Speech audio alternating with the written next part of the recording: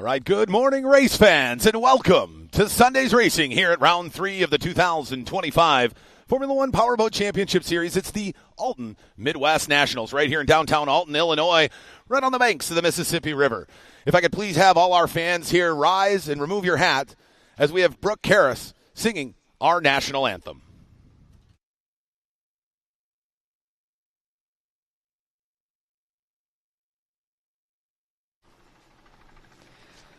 Oh, say, can you see by the dawn's early light what so proudly we hailed at the twilight's last gleaming, whose broad stripes and bright stars through the perilous fight, o'er the ramparts we watched, were so gallantly streaming, and the rocket's red glare, the bombs bursting in air, gave proof through the night that our flag was still there. Oh, say does that star-spangled banner yet wave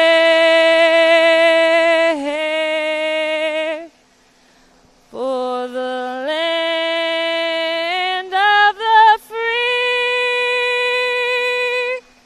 and the home of the brave. All right, ladies and gentlemen, let me hear for Brooke Karras singing our national anthem. If I could please have you continue to stay where you are with your hats removed,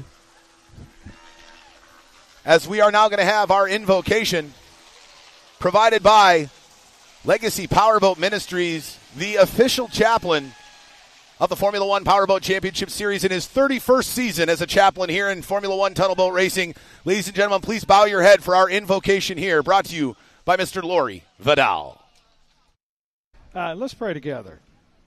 Heavenly Father, we thank you for this day that we can come out here now and enjoy something very, very special, where the roots of tunnel boat racing go very, very deep right here in Alton, Illinois.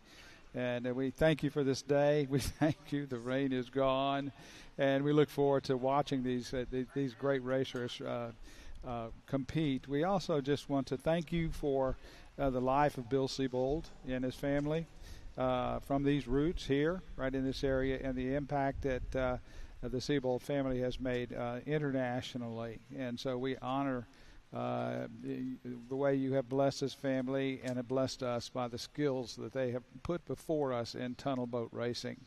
We ask you to protect us now as we race, and more than anything, we ask you to help us to just enjoy the abundant life that you provided for us here in the United States of America. And I pray these things in Jesus' name. Amen.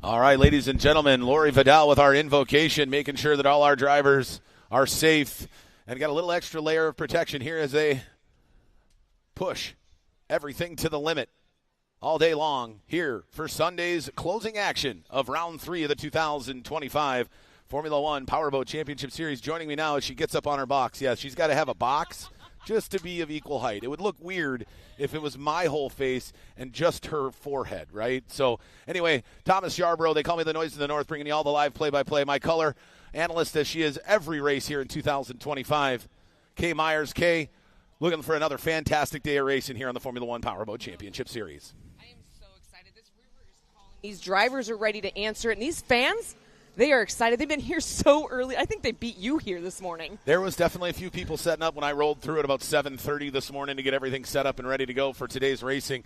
And so, as Lori mentioned, right, powerboat racing runs deep here in the greater St. Louis community. All the different communities all along the Mississippi River have seen such fantastic powerboat racing for multiple decades here. A bit of a hiatus for the last probably 10, 15 years, but we were super glad to be back here last year. excited here for round 3 this year and looking forward to many more years to come here in this beautiful city of Alton. But let's take a look at our schedule for today. Starting things off, we're going to have the Formula Lights back out on the water for their third and final qualifying heat here at just a handful of minutes down the road here at about 11:45. We're going to kick off racing. But let's just recap yesterday and take a look at how things went in the Formula Lights class. We saw the 24 of Shelby Love blistering fast in fast lap qualifiers. That put her on pole position for qualifying, and boy, Kay, she really did exactly what we would have expected to somebody who was over a second faster than the rest of the field in fast lap qualifiers. She went out there and ran that thing wire to wire in Heat 1. She did. She dominated that heat. I mean, she took off from the dock, and she was gone. And everybody was scrambling around trying to catch up to her, but they were fighting each other just trying to catch up to her, and she's just taking a joyride out in first place. Yeah, and then you look Heat 2, right? What do we do in qualifying here in the Formula One Powerboat Championship Series, right? We flip that script. Worst goes to first goes to worst. So she saw herself shuffled all the way to the back of the start pontoon. You know, we were talking yesterday, probably put on a little bit of a different propeller looking for some top-end speed, because getting off the dock in 12th position is still difficult, no matter if you've got a really good dock prop or not. She put on the big wheel. We had that accident down there in turn number 1 on the start of qualifying heat number 2, where we saw the 77 of Daniel Trozen and the 66 of Randy Parch and the 91 of James Klein get together. After that restart, because of the rain delaying our program, we went to a rolling start. Boy, couldn't have been a better scenario for the 24 of Shelby Love, and she was able to work her way all the way up onto the podium for qualifying heat number 2. Not able to get everybody, as the 35 of Mark Schmierbach went wire to wire there after a great start by the Pizza Inn sponsored entry. But boy, she was really fast yesterday, and I think her and the 35 of Mark Schmierbach tied in points so far this weekend and through the first 2 qualifying heats. So I have a feeling this third one from those 2 starting way back on the dock is going to be an absolute doozy of a battle. I mean, I'm looking forward to this because they've been back and forth just this season and in seasons past.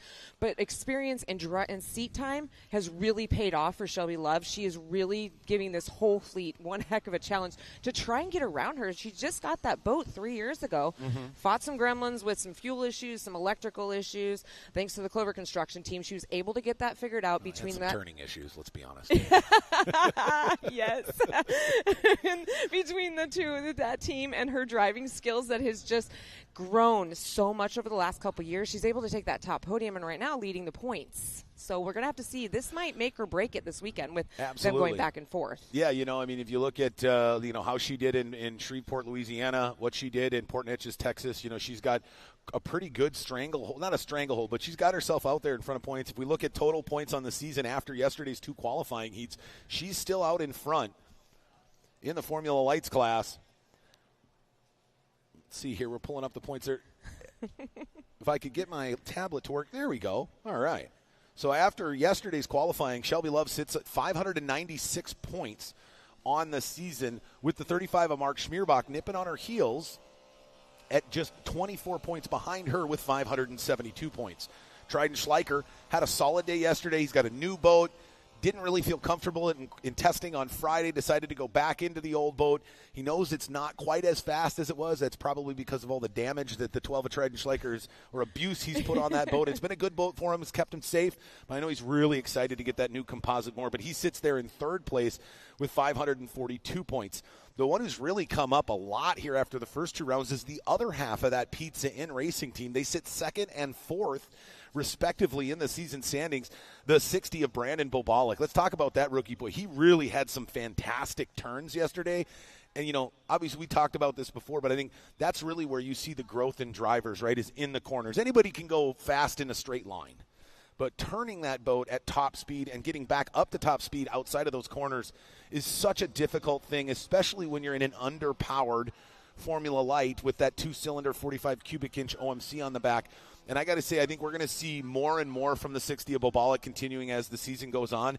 I wouldn't be surprised if you saw him even this weekend potentially fighting or even ending up on a podium, which would be the first of his career. I know, and I would love to see that. You know, to see a rookie finish in the podium just on his first year, I mean, that would just be, I mean, we can't throw him in unless he gets to the top. But we still have the second half of the season for him to get top podium finish. Absolutely. You know, and anything can happen out there, right? You can't finish first if you don't first finish. And with the battle going on between the 24 of Shelby Love and the 35 of Mark Schmierbach, right, that leaves a little bit of breathing room for the 12 of Schleicher and the 60 of Bobolic to potentially live a little freer out there and really kind of let it hang loose. And if they can let the 24 of Love and the 35 of Schmierbach do battle, that's going to possibly allow them to stay right behind them or right in the mix with them. And then all it takes, as you know, is one very tiny little mistake. And if you can capitalize on one small mistake for a split second in one corner, it can completely change the outcome of a race for a driver. Which is what we saw yesterday, unfortunately, with that accident. I mean, we lost we almost lost 2 boats in that accident. And then they were able to get some, as we call it, the gorilla duct tape came out for the 77, got back out onto the course. I mean, they're all fighting for points, not just this weekend, but it is such a tight point standings right now with all of our Formula Lights. I mean, I don't think I've ever seen it this tight. Yeah, absolutely. It's a real tight one. You know, we hopefully see a little bit better performance out of the 83 of Eric Weinzak, as well as the 47 of Dominic Trollian. Both struggled a little bit yesterday, probably more than they should have, considering the amount of seat time they have in their Formula Light. It's been a little light this year, especially for the 83 of Weinzak. But he had to knock the rust off a little bit. And the other one I'm hoping to see some pretty good improvements today is that stock outboard driver that's making his first race in that J. McBain construction machine. That's that number 30 of Ashton Caffarelli. You'll get there we go. I finally weekend. got it eventually, right? He looked a little slow yesterday, but obviously they had some gremlins. He went out for some hardship testing this morning, looked a lot better in that number 30 J. McBain construction machine. Well, being a stockboard outboard driver, I've known that whole family for quite some time. His dad came up to me this morning and said, hey, we tried a prop yesterday. And, Ashton just wasn't quite satisfied with that prop. He said, I need a little bit more horsepower and a little bit more speed, Dad. I can handle this. I can do this. So this morning during the hardship testing, they put the better prop on, and his dad walked up to me with 2 thumbs up. So I have a feeling that kid is going to be standing right in the middle of this pack. A lot of experience. 4th-generation driver right there. Mm-hmm. Yeah, absolutely. And that it helps a lot, right? I think you can say the same thing about Brandon Bobolic, maybe not 4 generations, but he's been part team owner of the B&B Racing team for numerous years. So it's not like he doesn't understand what goes into it. It's not like he hasn't heard hundreds of hours worth of communication and stories from the legendary Mark Schmierbach. Could you have a better teacher for the 60 of Brandon Bobolic? Probably not in the Formula Lights, right? I mean, this guy's been 3+ decades of being one of the top Formula Light drivers, and boy, you can really tell that a lot of that style, a lot of the approach that the 35 of Mark Schmierbach has, you can see in the 60 of Bobolic. So hoping to have a fantastic final qualifying heater in Formula Lights, and again, that will set our starting lineup for the main event later on this afternoon in that Formula Lights class. And we move on from Formula Lights. After that, we're going to have our 3rd and final qualifying heat for Texas Tri-Hall. Been a bit of a different weekend in Texas Tri-Hall, bumper boats at 65 miles an hour as we call it. But the 10 of Tanner Rinker goes out, wins qualifying heat 1. He has coming off of a victory at the Red River Rumble at round 2 in Shreveport, Louisiana, where he was able to get his first win ever in a Texas Tri-Hall. Really gave him a ton of confidence. He looked fantastic yesterday. And then we saw the 69 of Cole Waring capitalize on some steering failure after he got knocked out by his teammate in qualifying heat number 1, came back and went wire to wire in heat 2. And that's the name of the game, it seems to be, in Texas Tri-Hall. It's so hard to catch that lead boat that's on the inside of row 1 when they get out and find that clear water, especially in the first turn, it seems like, because everybody else gets so muddied up, 3, 4, 5 wide. There's so much water being turned up that if you can get out clean from corner number 1, a lot of times, especially in the qualifying heats, it seems like you're going to be able to, as long as you don't make any mistakes, right, you're going to be able to run that thing wire to wire. Now, that changes when we get into the 20-lap main event, because now you start and get in a lot more of those back markers, and a lot of that traffic can really dictate which lines you are allowed or able to use, right, versus being able to pick your own, and that can change things dramatically. But if we look at the point standings here through round 2, or after round 2 and qualifying yesterday, still out in front with 615 points is the 13 of Grant Schubert. And he's going to have a target on his back today. I know him and the 17 of Neil Marsh continue to do battle. They were pushing and rubbing pretty hard in qualifying yesterday. I think Neil got the short end of the stick in a couple of different scenarios in the corner. But you got to imagine with 577 points, just 37 points behind the 13 of Grant Schubert is the 17 of Neil Marsh in that Timberwood Antique Mall Farmers Home Tavern sponsored machine. He's going to be on edge today. Finishing mid-pack in both qualifying heats is not something he's used to I would be surprised if we didn't see a different Neil Marsh today than we did yesterday, considering he was out here for some hardship testing, so clearly he wasn't at full power yesterday either. Or not satisfied with yesterday, and that's why we have these test sessions, so that these drivers can come out here, make the adjustments, and see, did that adjustment from yesterday work for today? And he seems very confident over there in the pits. And yesterday on one of the heats, he kind of got stuck up in some traffic, started bumping some boats, and just could not get up onto that top podium. But don't count that kid out. I mean, he's got a target on his back too. Absolutely, and it doesn't stop there. If you look just at third and fourth, you've got teammates from that Outlaw F1 contingency, Preston Sherman with 536 points and 22 points behind him through qualifying yesterday in the season standings. The 69 of Cole Waring with 514 nipping on his heels. We've been able to talk to that team, right? There's a lot of internal battles that go on in the Outlaw F1. I think they want to beat their own teammates more than even they want to beat anybody else. As long as I don't get last, right, as we know, they're good. But then you see the one of Corey Walker sitting at sixth at 497, so he's only 477, so he's only 497, so he's only 17 points behind Cole Waring. And then you've got Tanner Rinker with that win yesterday and that the round 2 win in Shreveport after a very, very rough start in Port Neches at the opening round in 2025. He's got himself up in the 6th position.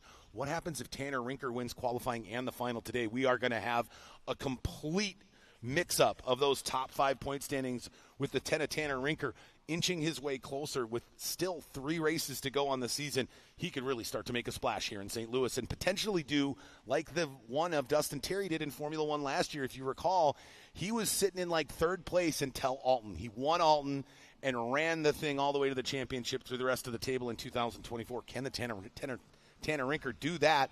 Upset the 13 at Grant Schubert and knock off the 3-time defending champion Neil Marsh. It would be fun to see, that's for sure. That's a pretty high order right there, but I have a feeling he might be able to do it.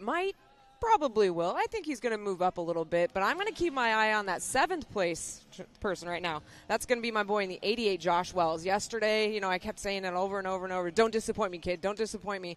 Yes, and in the backstretch, he took a nasty hop, flew up in the air, and as he came back down, broke the steering. And then he spun around, and he was looking nose to nose to Tanner Rinker, and he's like, I didn't realize how close it was till I rewatched the video. He goes, that was a lot closer than I thought. And I said, did you get your bell rung when you came back down? Is that what happened? Yeah, I think Preston Sherman was about an 1/8 of a second away from having a really bad Saturday afternoon. So was Josh. And then the 10 of Tanner Rinker, I saw some video footage from his GoPro yesterday, and boy, that was close. It was a doozy, that's for sure. That with the kickflip that the 66 of Parch did. If you catch our YouTube from yesterday, if you watch the start of qualifying heat number 2, there was more boats in the 3 lanes than there was room for. Yeah.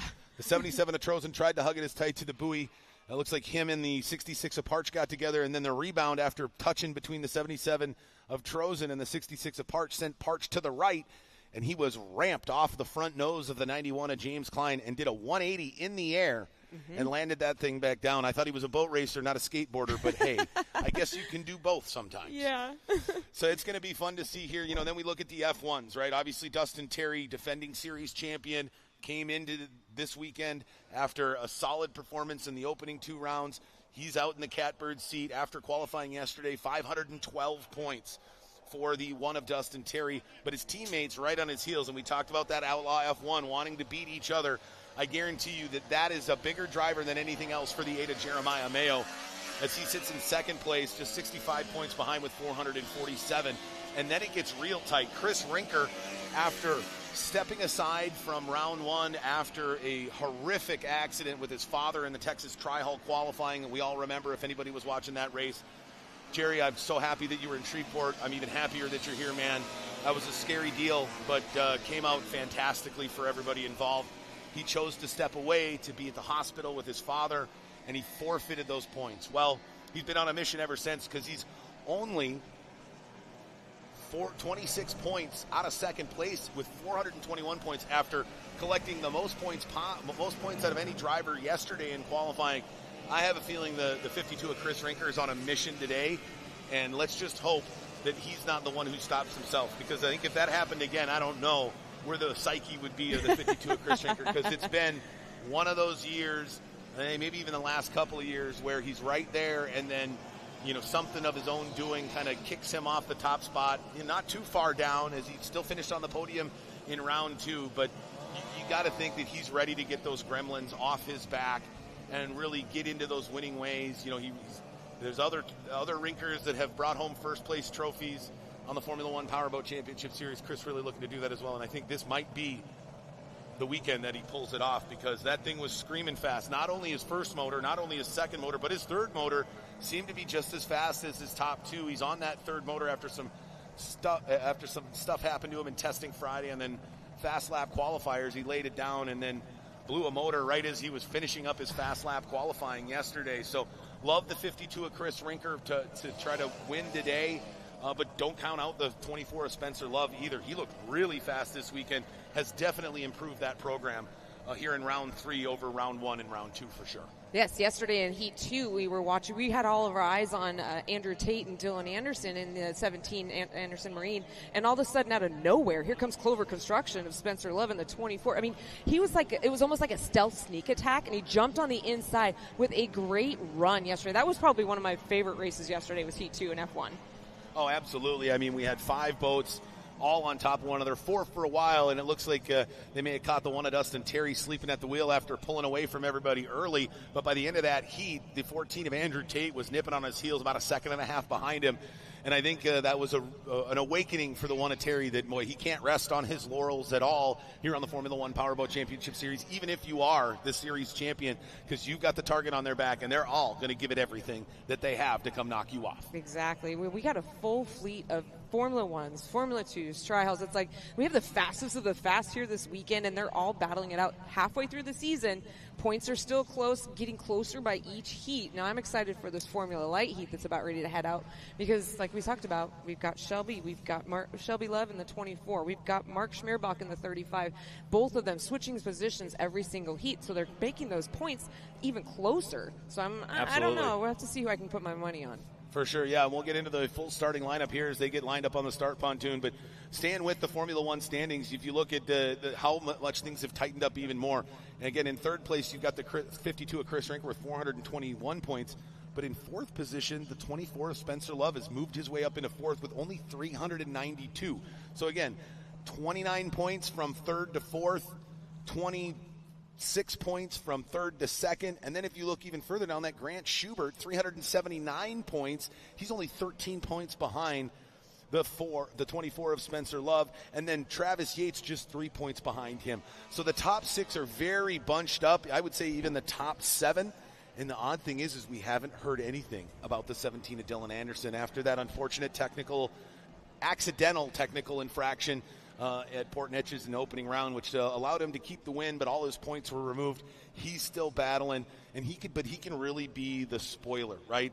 I think everybody else except for Dustin Terry is hoping that the 17 of Dylan Anderson can be up there, because he can really shake things up, and who knows, right? I mean, anything can happen. Your top drivers in 2 weeks from now in Marble Falls could have motor issues in the final, and you could see Dylan Anderson by the end of the season come round 6 in Houston, Texas, be right in it for a championship despite the point loss from round 1. But he's looking scary fast as well. Could be a big part of an upset here in round 3 at the Alton Midwest Nationals. But we're going to have a fun rest of Sunday here as we wrap up round 3 in all 3 classes with the Formula Lights coming up next. All right, we're going to let the rest of our teams get set up on the start dock. We're going to take a quick break and hear from our sponsors. We'll be right back with the opening of racing here at Sunday's finals at the 2025 Alton Midwest Nationals.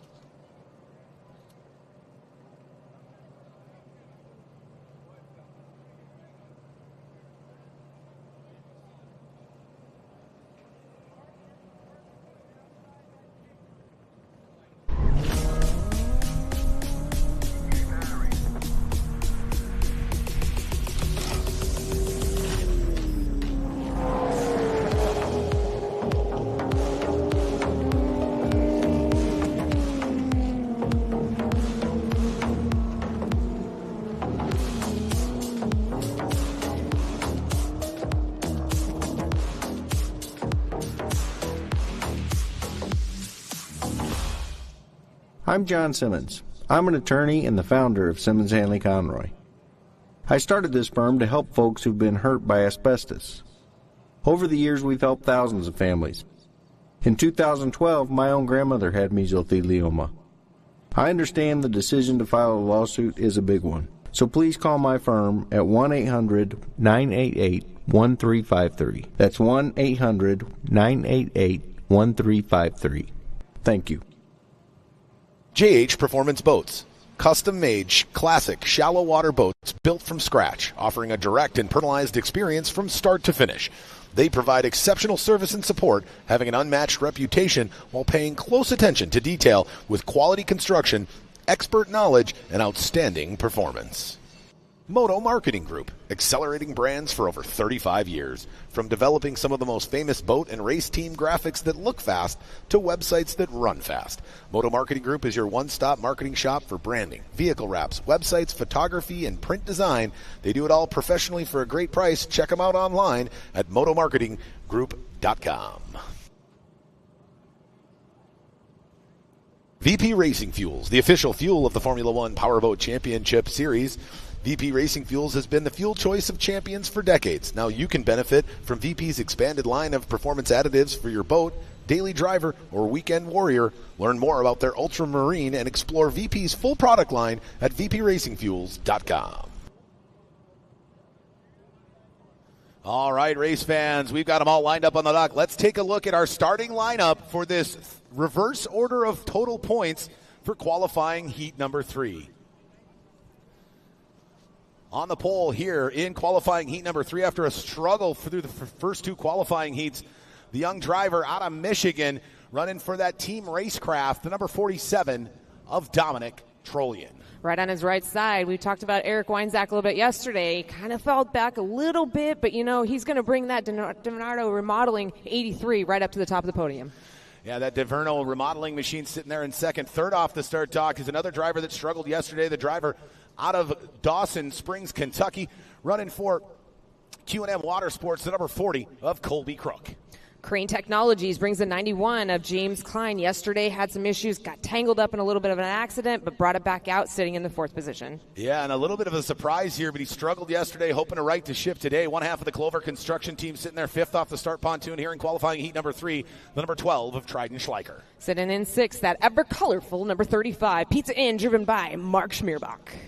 And then rounding out the field of non-rookie drivers in that 7th position. Can she go from way back there all the way to the top here? We're going to find out momentarily, but she is your points leader. She's the other half of the Clover construction team out of Santa Rosa Valley, California, the number 24 of Shelby Love. The number 60, Pizza Inn, B&B Racing. And we were just talking about him. Brandon Babalaki, he's going to do some work, but, you know, I think he can work his way up from 8th to the top of the podium. Absolutely. And then our 2 true rookie drivers here with their first race in the Formula One Powerboat Championship Series in that 9th position out of Champaign, Illinois, running for J. McBain Construction, the number 30 of Ashton Caparelli. All right, and then in 10th, the 52 of Addison Dumford and that Dumford irrigation machine, rounding out our field here in Formula Lights. Coming up on the 1-minute gun, let's get rolling here in qualifying heat number 3.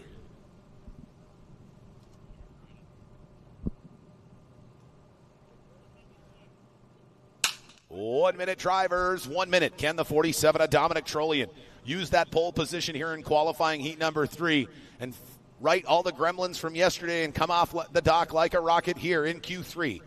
50 seconds, drivers, 50 seconds. Or can the 83 of Eric Weinzak in that DiVerno remodeling machine, all white and blue trimmed, Hoffman designed Formula Light, coming second off the dock, can he be the winner here in heat number 3? 40 seconds, drivers, 40 seconds. Or could it be Colby Crook or the 12 of Trident Schleicher? We've got a host of drivers who are looking to win this 3rd qualifying heat so we can set our starting grid for later today. 30 seconds, drivers. Or will we see our top 2 drivers in 2025? The 24 of Shelby Love and the 35 Mark Schmierbach do battle all the way to the top. Let's find out and set our starting lineup for the main event later on today here from Q3. 20 seconds, drivers. You're under starters orders. The flag is up. He drops the flag. Let's see who's going to get off the dock well here in this 3rd and final qualifying heat. Nice jump there by the 40 of Crook as well as the 83 of Weinzak. They are all over each other, but also a nice run there by the 35 of Mark Schmierbach. The 40 of Colby Crook getting absolutely buried, and boy, the 47 of Dominic Trollian really struggling to get off the dock here from that catbird seat in this top spot as they go down to the far south end of the race course. Who's going to come out in front? Looks like that's the 12 of Trident Schleicher, who started in that 4th position, getting out and finding the clean water here early as they come out through the south end of the course. Coming across the start-finish line, it's the 12 of Schleicher, followed by the 35 of Schmierbach, and the 24 of Shelby Love's already got her way up into 2nd. Then the 60 of Bobalik, the 83 of Weinzach sitting in 5th. Then in 6th, it's Caffarelli. 7th is the 91 of Klein. 8th is the 47 of Trolley, and then the 52 of Addison Dumford, and rounding out the field, the 40 of Colby G. Crook as they get through this opening lap here in this Formula Lights 3rd and final qualifying heat. We're seeing Traden right here as he comes out of turn 3, but right on his outside hip is going to be Schmierbach, and here comes Shelby Love in the 24 of the other side of the Clover Construction. She's going to have to try and fight her way around Mark Schmierbach, and you can see she glides around the outside. Schmierbach likes to take that inside position, shortest way around the course. Absolutely, the 12 of Schleicher now, he's going to probably some team orders in there, maybe not team orders, but doing some blocking for his teammate. We're going to probably see those three start to catch up with one another, but can the 24 of Shelby Love go wide to the outside and get by the 35 of Schmierbach? They go down through turn number 1. Now off turn 1, now down through turn 2. There's the 12 of Schleicher. He took a interesting line through that second left-hand turn. Now they're heading all the way down to the south end of the course to turn number 3. A great run by Schmierbach, but here comes on the inside. But Shelby Love is doing everything she can, but she ducks out just a little bit, doesn't want to damage that boat. This is only the last heat. They still have the final, so she's got to protect it. But she just hammers it down with that top-end speeds and makes her way into turn number 1. Slams the door on Mark Schmierbach. Yeah, she moves up into 2nd place. Now we got a Clover 1, 2, and then B&B Racing 3, 4. Can the 60 of Brandon Bobalik get by his mentor, the 35 of Mark Schmierbach, as they go down the back straightaway into turn number 2? A great run once again by Traden in the number 12, but I'm not sure if he realizes how fast Shelby Love is coming up quick on his inside hip. He's going to have to move pretty quick down this front stretch. She's got the top end speed, but it looks like he might have taken the smaller prop, and he's got the punch out of the corner. Well, look at there. The 60 of Obala goes down tight to the inside. Now they're going side by side, deck to deck teammates. The B&B Racing Pizza Inn machines coming down the front straightaway. Schmierbach a little bit better top end speed, taking that wide line out of turn number 3, and he's hanging on for now, but boy, the 60 of Obalik looks like he may be changing the team orders on the B&B Racing team here in qualifying heat number 3. I'm pretty sure Mark's out there schooling him, saying, you know what, we may be teammates out here, but I'm not going to give you this race very easy because they're still fighting to at least stay on the podium. Mark Schmierbach's got a little bit of a lead over Bobalik on the inside. A great run by these two, fighting for that 3rd place position as they come down the front stretch. You can see how wide Schmierbach goes. Then he slingshots back into lane 1, coming into turn 1. As they go down there, he's going to have to leave Bobalik a lane. He does. He goes, whoa, way wide to the outside, ladies and gentlemen. Bobalik goes down to the inside, and he is overtaking the 35 of Mark Schmierbach, coming all the way from the 8th position. Bobalik now moves himself up onto the podium, but right now it is still all Trident Schleicher. Can the 35 of Schmierbach right the ship after a rough turn number 1? He gets through 2 well. Now we go back to the 24 of Shelby Love as she's trying to track down her teammate, the 12 of Trident Schleicher. Is she going to have enough time, as we've got 2 minutes, 37 seconds plus 1 lap left in this 6 minutes plus 1 lap 3rd and final qualifying heat. As they make their way up into back traffic, the water is starting to get a little bit harder to navigate through. They're trying to go through the top of the water, plus they're still navigating through how the current is rolling them through turn number 2. You can see each driver kind of struggles out of turn 2, but it looks like Traden's got that thing figured out as he flies his way out of turn 3 and down the front stretch. And he goes down out of turn number 3, now sets it well out of turn number 3. He sees his teammate, the 24 of Shelby Love, in the rearview mirror. She goes even wide for him. She does not like that inside line here on this fast-moving Mississippi, and I think that's on purpose, right? She doesn't want to risk getting too close to the pin and have the current suck her into a buoy and hit her with a 1-lap penalty, so she's staying wide to the outside, knowing that the 12 of Schleicher, right, he's back a few positions for qualifying here as he started up in 4th, so the 24 Shelby Love knows realistically she's got pole position wrapped up if she can stay there in 2nd. Now, that doesn't mean she's not going to try to knock off her teammate and win 2 out of 3 qualifying heats and really start to widen that gap between her and the 35 of Mark Schmierbach, but I think she would be just as happy securing that 2nd position and locking up pole position for the main event. Each one of our drivers does have a radio personnel here on the beach guiding them through the course, telling them where the other drivers are, and I'm pretty sure Shelby's being told, hey, you're sitting in 2nd, let's just roll this through and then we'll save the good stuff and save everything else for the final. Yeah, the frustrating part is 77 of Daniel Trozen still having engine issues, but great run there by the 30 of Ashton Caffarelli. He was fighting it out with the 83. Eric Weinzach was able to put him in the rearview mirror. That young driver's already moved himself up into 5th position, trying to now track down the 35 of Mark Schmierbach, but he's quite a bit of ways in front of the 30 of Ashton Caffarelli.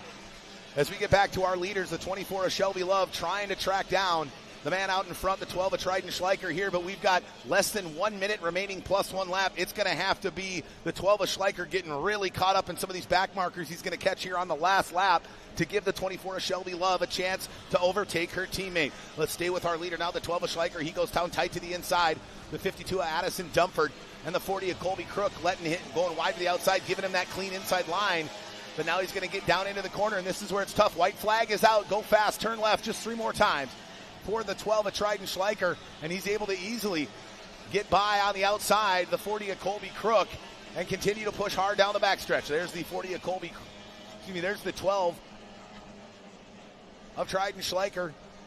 No, that's the 40 of Colby Crook. There's the 12 of Schleicher. He's now coming up on the 52 of Addison Dumford, and that Dumford Irrigation sponsored entry as they go down into turn number 3. Final turn for the 12 of Trident Schleicher, goes way wide to the outside. Ladies and gentlemen, going wire to wire after a fantastic start, running for Clover Construction out of Rhinelander, Wisconsin, number 12, Trident Schleicher. And Shelby Love came flying out of turn number 4, trying to catch up as much as she could, but she unfortunately ran out of time, but still sitting pretty in second place. Absolutely, and then right behind her, the 35 of Mark Schmierbach. A great start, but just didn't have the top end to compete with the 12 of Schleicher and the 24 Love. He finishes in third, followed by he finishes in fourth. In third is the number 60 of Brandon Bobalik. What a great run for that your rookie driver out of Crosby, Texas. Then in fourth position, the 35 of Mark Schmierbach, followed by the 91 of James Klein, the 30 of Ashton Caffarelli, the 83 of Eric Weinzek, the 52 of Addison Dumford, the 40 of Colby Crook, and then the 47 of Dominic Trollian. Looks like he went dead in the water out there. Again, the electrical issues more than likely continue to frustrate the young driver out of Michigan. Boy, he has had a tough weekend. He's had a tough year, but he's one that's going to fight through it, and that he's going to be back inside those pits right as he could, and he's going to try and figure out that electrical issue. He's got a great team behind him.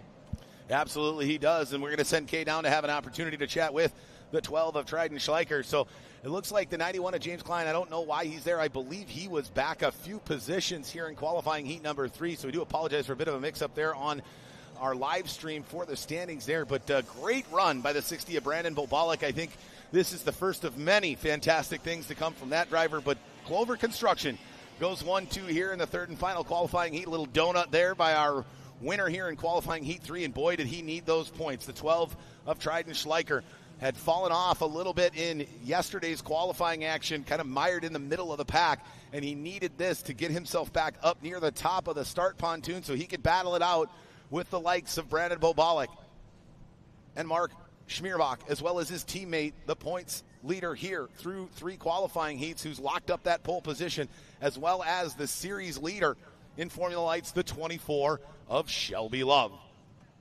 What a fantastic Formula Light. So we've got that start pontoon locked in for the main event later on today. Again, they're going to run a 15 minutes plus 1 lap main event, so a little over twice as long as this qualifying heat. What is that going to mean? That means our top drivers are going to be really getting into those back markers, and that back half of that Formula Lights race is going to be a doozy here in Formula Lights. Coming up next, we've got the Texas Tri-Hulls bumper boats at 65 miles an hour out there for their third and final qualifying heat. Who's going to come out on top? Will the 13 of Grant Schubert continue to drive his lead, or will it be one of the other drivers in Texas Tri-Hulls? But right now, I'm going to send things down to my partner in crime, Kay Myers, as she's with our winner from qualifying heat number 3 in Formula Lights, the 12 of Trident Schleicher. Well, congratulations, Trident. You had to work really hard. The beginning of the weekend, we saw you in a Moore boat, but then you decided to go back to Old Red. What was that decision making for? We're just not quite there yet with the new boat. It's not as simple as just getting something new and getting in it. There's a lot of work that goes into it. We've been spending a lot of time making sure that we can at least keep one of our boats out front, and trying to make sure that everybody can perform well as a team, not just one person. So, we just went back to the old boat, stuck with what we're comfortable in. We'll keep testing the new one, and when it's there, you'll see it. Well, you had Shelby Love, your teammate, right on your back heels, and she kept closing that gap lap after lap. What are you going to do for changes for the next heat to make sure she stays behind you? Honestly, as a team, I'm just glad we were able to stay 1-2, and as far as holding her off, got everything I've got right here. So what you see is what you get. If at 20 laps, she's probably going to close the gap. Well, you have a great team here holding your boat up. I'm going to let you jump back into there so you can make it back into the pits and give the rest of your team high fives for all the work they did for you this weekend. Yeah, and then just want to thank all the series sponsors, all of my crew, all of our guys. I mean, we work hard. The series as a whole works hard, and we can't do it without the sponsors. So thank you, guys. All right, congratulations one more time. Traden Schleicher of the Clover Construction, number 12, your third heat winner. Checkered flag.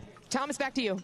All right, thanks, Kay. Yeah, the 12 of Schleicher, you know, a great teammate, always putting in the effort to try to make sure that not only him, but his teammate Shelby is ready to go, as well as them investing a lot of time in making sure their Formula One teammate, the team owner and main driver for Clover Construction, the 24 of Spencer Love, is ready to go in Formula One as well. And we've seen a lot of improvements from the opening 2 rounds by that driver in the Formula One class. So the Clover Construction team collectively rising to the top here in multiple classes on the Formula One Powerboat Championship Series.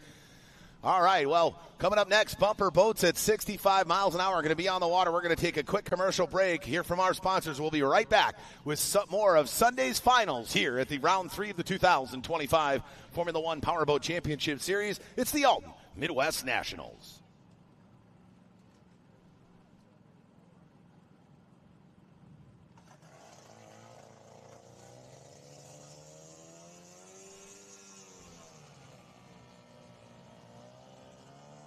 All right, looks like we got our fantastic team at Live Race Media is going to have some adjusting some things on our live stream here, so we're going to hold off on some of our commercial sponsors, but a big shout out to all the local folks here from Simmons, Hanley, Conroy, the city of Alton, Alton Parks and Rec. You can't forget the great folks at Munganast Toyota.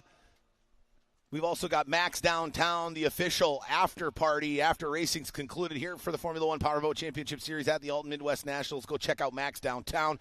Kuna Food Service, as well as the Finnish Long Drink, and we wouldn't be here without also some help from the great folks at Enjoy Illinois, as well as Altonized Community Federal Credit Union. In the market for a new vehicle or need to start saving for the future? Then check out Altonized Community Federal Credit Union for your financial needs. They've got 2 locations to serve you better. Find them online at altonizedfcu.org. Altonized Community Federal Credit Union, it's where you belong. All right, folks, we're going to put on some tunes. We're going to enjoy it for a little bit. We're going to get the Texas Tri-Hulls out onto the water, get the Formula Lights back on their trailer, and get ready for the final qualifying heat in Texas Tri-Hulls. We'll be right back with more racing here on the Formula One Powerboat Championship Series.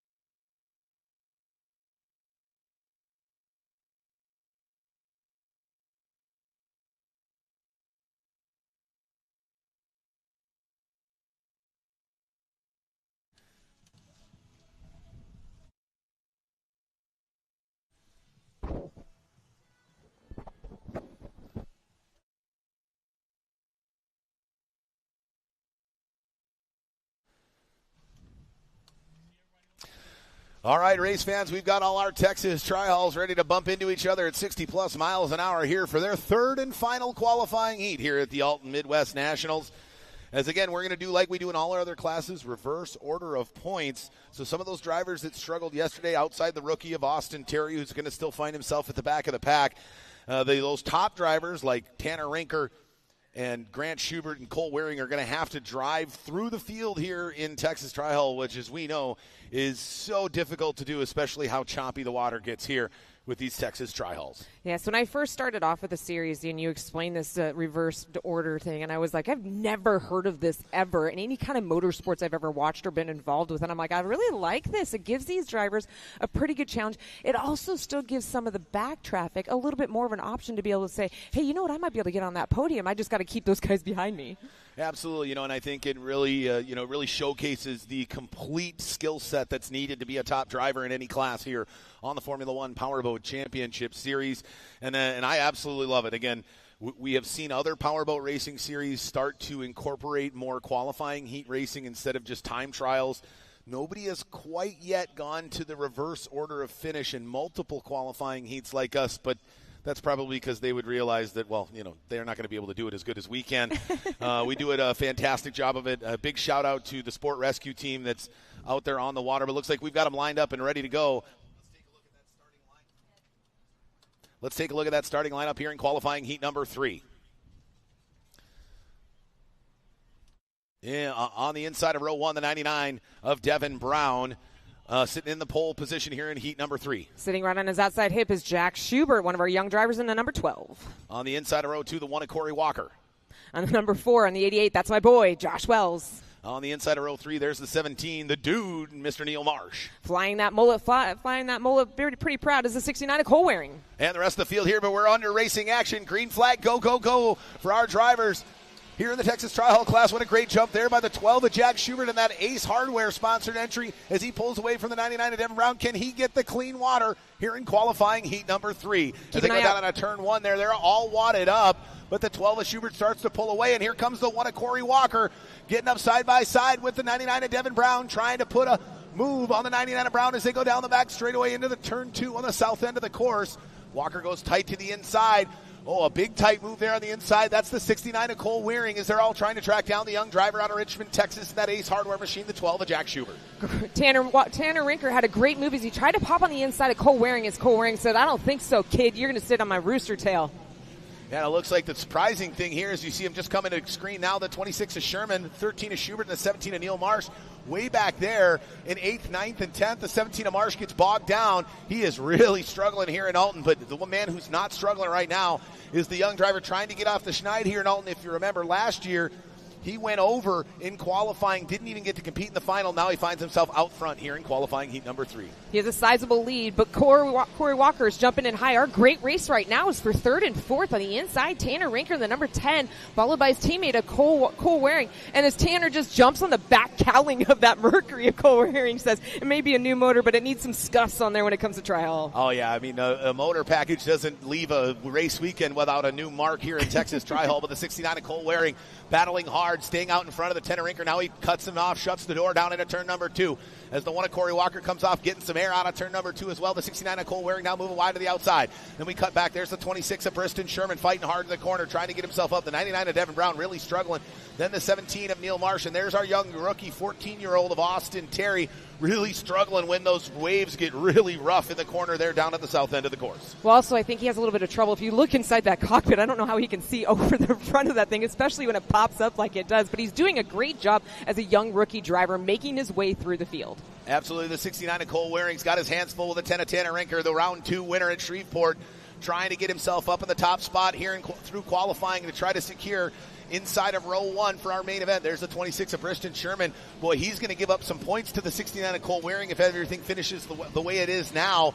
And boy, that could see a flip-flop in points for the round 3 here in Alton between the 26 of Sherman and the 69 of Waring. You know, we talked about this earlier when we had opening ceremonies about how these numbers have been jumbling around, and these guys are really giving our scorekeepers a heck of a deal. They're going to go through all of that ink and just making them go back and forth. But once again, we got a great race for first. Out of front is going to be Jack Schubert in the number 12. But look at the race now for second, third, and fourth. Cole Waring is starting to jump on the inside of the number 1 of Corey Walker as they make their way down the front stretch into turn 1. Absolutely, the one of Corey Walker. He is fighting hard. Now he goes tight to the inside. Waring follows him down on the inside line. I figured he'd have gone wide to the outside, gives up a little bit of ground. But he's also got to play defense against the 10 of Tanner Rinker as those 3 boats, second and third and fourth, going down the back straightaway.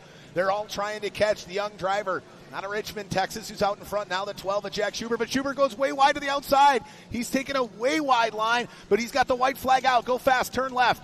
Just a couple more times for the young driver from Richmond. Can he secure his first qualifying heat ever in his second season of competition here in Texas Tri-Hall? He started on the outside of row 1, was able to get by the 99 of Devin Brown, and he's been out in that clear water ever since, Kay. He is doing a wonderful job. This race is still continuing for second, third, and fourth. And if you look inside the cockpit, look at Corey in the number 1. He looks left, he looks right. He's like, where is that mullet guy? And the mullet's going to jump on the inside. A great move by Cole What a Waring. great move. Fantastic. But he comes out of turn number 2. Ladies and gentlemen, your winner in qualifying heat number 1, the 3 is the 12 of Jack Schubert. Taking second, the 69 of Cole Waring. By a nose over the 1 of Corey Walker. What a fantastic run it was between the 69 of Waring, the 1 of Walker, and the 10 of Tanner Rinker. What a great run. It took him the whole heat to be able to get around it, but that last turn, he jumped on the inside and was able to take the second place position. But I'm very excited to go down and go talk to Jack Schubert because I know that kid's going to be excited to talk to me. Oh, absolutely. Yeah, the 1 of Corey Walker was trying to get it in an outside in lane 2 to try to close the gap on the 12 of Schubert in that final corner, and it cost him. As he left lane 1 open, the 69 of Cole Waring came in, give him a kiss, bumped him to the outside, and ran that thing up into second place. And that is going to be a big points jump. Will the 69 of Cole Waring find himself on the top spot in the starting lineup in our main event later on this afternoon? He very well could be. Only 3/10 of a second behind our winner, the 12 of Jack Schubert. Let's take a look at the rest of our finals finishing lineup here in Texas Tri-Hall Q3. The 12 of Jack Schubert with a big win there, his first of his career. Then the 69 of Cole Waring, after a win in Heat 2, finishes second here in Heat 3. Then it's the 1 of Corey Walker, the 88 of Josh Wells in fourth, the 13 of Grant Schubert in fifth. In sixth, the 26 of Briston Sherman, really struggling here in qualifying Heat number 3 after spinning out on lap number 4, the 17 of Neil Marsh in seventh.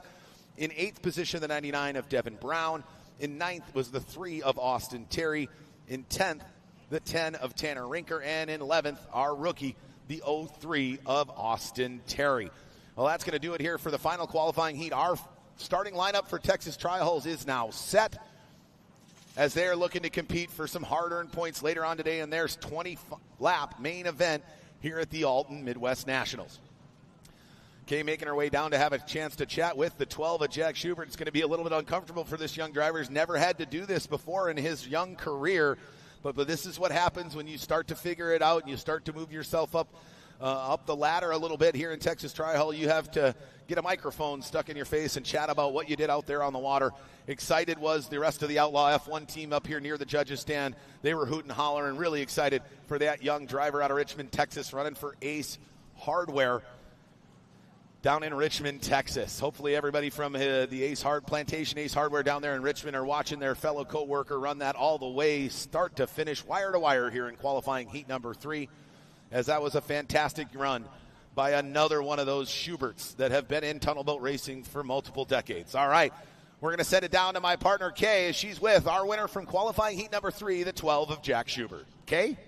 Well, Thomas, I wish you could have been down here. This kid is so excited. He had his helmet off so fast. He jumped out of that boat. He gave John Schubert the biggest hug. And I'm holding him up because he can't hold himself up. He's so excited. Well, race fans, this is his first, and you were all here to experience it. Congratulations, Jack. You had a great race. Thank you. I just want to thank my sponsor, Ace Hardware in Richmond, and my boss Jill and my dad for helping me out with all the stuff that I have, and Michael and Grant and Mullet and everybody on the Outlaw team. They're all great. Well, they've done a wonderful job to get you up here on this podium, and you took the checkered flag. And you know what? It also takes some great driving skills, especially when it comes to tri-halls. Going into that first turn, give us your perspective of what it was like to go into that first turn. So I go into that first turn over there, and Devin, I see him just go a little behind me, and I see everybody else is still behind me too. So I just cut it straight in, and I just took the front, and I held it the entire time. Well, tell me what it was like when you came around turn 2 and you saw the white flag drop and you saw that checkered flag and it had your name on it, Jack. I was so excited, but I saw Corey Walker was right behind me, and I knew he was catching up to me slowly but surely. So I was just hoping that I could hold him off for that long. All right, well, you're still shaking, but you're still standing and standing proud. Congratulations, Jack Schubert, the number 12 Ace Hardware JH Performance. Checkered flag belongs to you, kid. Thank you so much.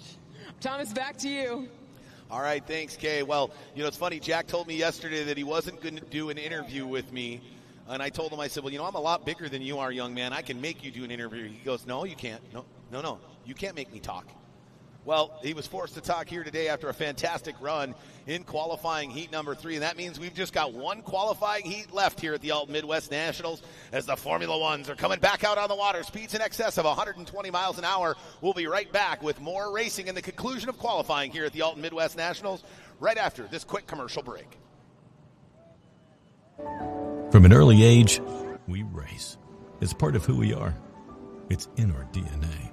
For some, the need to keep pushing fuels our lives. At VP Racing, we pour everything we have into creating the industry's best products.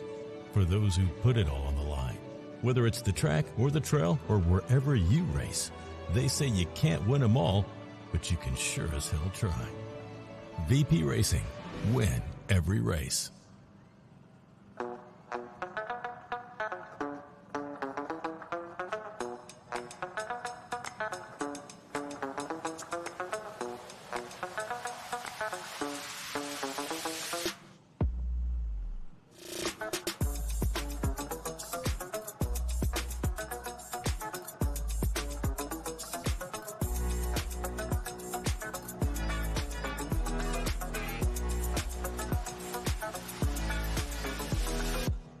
Seaway Marine, the Formula Light sponsor here in 2025 on the Formula One Powerboat Championship Series, operates out of a 62,000 square foot warehouse that is packed with current OEM parts, aftermarket parts, and vintage hard-to-find parts. They ship over 100,000 packages all over the United States, providing same-day shipping on in-stock orders. Seaway staff is arguably the most knowledgeable in the industry. With decades of experience, Seaway prides itself in excellent customer service.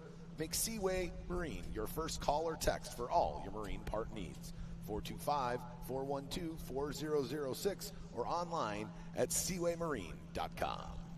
The city of Alton, located 25 miles north of St. Louis, Alton is full of history, recreational opportunities, and business prospects. Founded in 1837, Alton was the site of the final debate between Abraham Lincoln and Stephen Douglas. Robert Wadlow, the world's tallest man, born and raised in Alton, as well as legendary jazz musician Miles Davis. Find all the fun here in Alton, Illinois. Finnish Long Drink. It's nothing like you've ever had before. Backed by actor Miles Teller and professional golfer Ricky Fowler, the Finnish Long Drink is a sparkling refreshment made with real liquor with flavors such as citrus, peach, and cranberry. There's something for everyone. Find out why everyone's obsessed with the Finnish Long Drink today. Mercury Racing, proud to introduce the Apex platform of engines and the 250 APX competition outboard to Formula One Powerboat Championship Racing. This new 4.6-liter V8 model offers added torque and acceleration to take race teams to the next level. Let's welcome Mercury Racing 250 APX to the Formula One Powerboat Championship Series. All right, race fans, welcome back here. We've got one final qualifying heat left to go here at the Alton Midwest Nationals. The Formula Ones are on the water again. Reverse order of points collected so far. So we're going to see the likes of Aiden Benton and Travis Yates up on the pole here in qualifying heat number 3 with our top drivers, the likes of Chris Rinker, Dylan Anderson, and Jeremiah Mayo having to come from way back and try to grab the top spot and secure enough points to get pole position here after 3 qualifying heats. It's going to be a doozy. We had a fantastic qualifying heat number 2. I wouldn't expect anything less from our Formula One class here in qualifying heat number 3. No, those guys sure know how to give our race fans one heck of a show at speeds of over 120 miles per hour. And, you know, I've had so many fans come up to me and they're like, how fast are they going? I said, over 120. They're like, on water? And I'm like, yeah. And they're strapped inside of a little tiny, tiny cockpit. And these drivers love it. And all they have is 2 little window or mirrors on each side to be able to help guide them through each corner. And when you're going 120 miles an hour, fighting the current, fighting the chop, and then trying to keep some of the top drivers, Dylan Anderson, Chris Rinker, we've got some of the faster ones, but Andrew Tate I might be looking at that one this weekend in the 14 Phenom. You know, that guy, his 4th generation driver, you put a steering wheel in that kid's hand and he's like, okay, I'll take this thing for a spin. Yeah, I think he's probably competed in every stock outboard class that exists in the American Powerboat Association. He's also been in the Unlimited Hydroplane class. Let's see here, the 350 class in hydroplanes, as well as the Grand Prix class. Plus, I believe he's also running the 2.5 liter class. So he's got, probably 15 to 20 different racing classes that he's been behind the wheel of. So no surprise that he is very adept at moving from one style of racing to another. Obviously his team gets here and he puts in a lot of time testing on Friday to kind of reset the brain for a different style of racing, going from his most recent in hydroplane racing back to OPC, where you actually have a motor that you can turn. Very different attitude are the OPC divisions versus the hydroplanes, where it's a skid fin, and a lot more limited turning that goes on in those. So it's a lot more focus on turning versus using the canard wing on the front of the hydroplane to kind of fly that boat. But absolutely, I think that boat is super fast. It likes to lay flat. It has a really flat attitude, which could be very beneficial, especially in the later stages of the final later on today, when that water gets a lot rougher and you start getting into more of those back markers. Yeah, and I think he's done a wonderful job. Just started with the OPC Formula One just a couple years ago. We remember, if we look back at his very first race, he figured out real quick what a trim button is and kind of did a little bit of a hook and went up and over. And then, unfortunately, did it again the next year in the same exact spot. And I talked to him and Mark Tate, and I was like, is this kid ever going to figure this Formula One out? And yesterday he proved with that great race in the second heat, he's got this thing figured out with the trim button. Absolutely. It's really all about getting out in the clean water here. If none of them find a real clean line right away off the start pontoon, I think you're going to see them all over each other, deck to deck, for the remainder of the heat race or the final here later on today. It's so hard to separate with just such a tight power band between these drivers. They've all got their, the nuances to their setup, which is why they're fast, but they're all really, really fast, and they're all right on top of one another. I think, you could throw the top 5 drivers up in the air, and any one of them can end up on the top of the podium. Yes, exactly. And we're watching right now, as we see in the screen right now, the 99 of the JH Performance, driven by Travis Yates. Travis has worked hard all weekend long to get this boat dialed in. And okay, let's talk about it. What color is this? Because you didn't like that. Chartreuse. Yes. I call it neon yellow, but it just looks so good on the water. And he's just such a great driver in and outside the cockpit. I mean, he's so, I've seen him a couple times where he's over in the pits, he's working, and these fans come over, and he just jumps off the boat, and he's like, hey, what do you want to know? How do you want to know how this works? And then he puts fans inside the boat, which, that is the hook, line, and sinker of some of our drivers. That's how they've gotten involved. Is I've talked to a lot of drivers who said, I went to a race, I decided to go help him out in a crew, decided I'm done being a crew member, and I'm going to jump inside the cockpit of this boat. Absolutely. These drivers are so fantastic with the fans, and to get to know the drivers a little bit better, we put together a great piece like we like to call This or That. So let's take a look at a little bit of non-racing stuff from our Formula One drivers here at the Alton Midwest Nationals.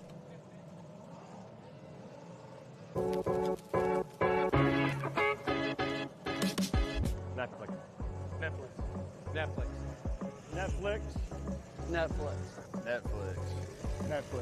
Oh man, Netflix. Hulu.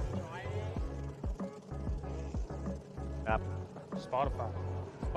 Pandora. Spotify. Apple Music all the way. Spotify. Night Owl. Neither. Night Owl. Early riser and a night owl. Night Owl. Both. Night Owl. Both. Both. Night Owl. Pizza. Tacos. Both. No, if you made a pizza taco, that'd be cool. Pizza. Pizza. Tacos. Tacos. Pizza. That's for the late nights. Both. Lake racing. Lake racing. Lake racing. Lakes. Lake racing all day. Lakes.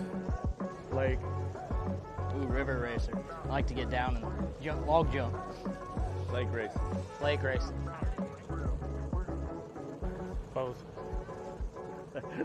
Oh, Thomas, sorry, but K really. Oh, okay. I'm not answering that one. Tommy boy. Tommy, for sure. Thomas Yarbrough. Thomas. Sorry, K-Dub. Both. Oh, don't make me choose. That's rude. I love you both. I'm not sure about that. I had some fans, some guys that I used to be cheering for, and Cole Waring, you're on my list after that. Now, let's be real here, right? I was there asking them all the questions as a part of the video production, so that may have been an unfair question to ask these guys with a 6'2", 280-pound human being that's one of the answers standing right behind the cameraman when we're asking the questions. But a great little piece there, this or that, fantastic. But hey, you know what? It was about 50-50. No, it was not. Oh, it absolutely was. I mean, there was like 2 for me, 2 for you, and then a bunch of them said both. So I figure we're good. I'm going to have some choice words when I get back into the pits here in a little bit. I did like the pizza versus the taco. That was kind of split down the middle. But you know what? Pineapple does belong on pizza, by the way. Just saying. Hey, I'm a ham and pineapple. Throw a little jalapeno on there, too. Call it a day, right? Fantastic. That was a great show. That's what I love about our interaction with our drivers is because they have so much fun. I can't wait for the other ones that are coming out later on this afternoon because you do so much work behind the scenes to make it fun for not just the drivers but for these fans. And Thomas, I will say you are my favorite. I've got a lot of announcers that I've worked with, Mike Tilton,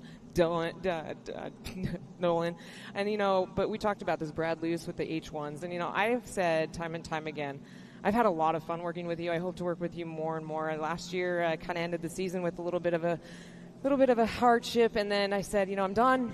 And then I got a couple phone calls from you and some other people saying, come on back. And I will say, third race into the season, I'm glad I'm back. Yeah, absolutely. We love having you back here. It's so much more enjoyable when we have the banter that you and I can have back and forth throughout the races, in between the races.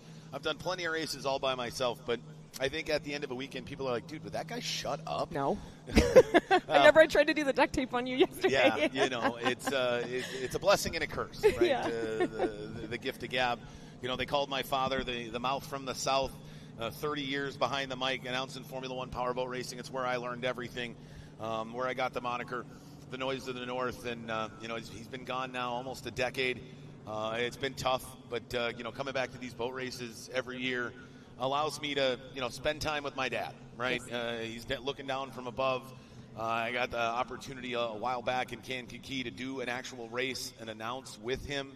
It's been a part of my life since I was 4 months old was the first race I went to. So love coming back here. It brings me great memories of my childhood and my family.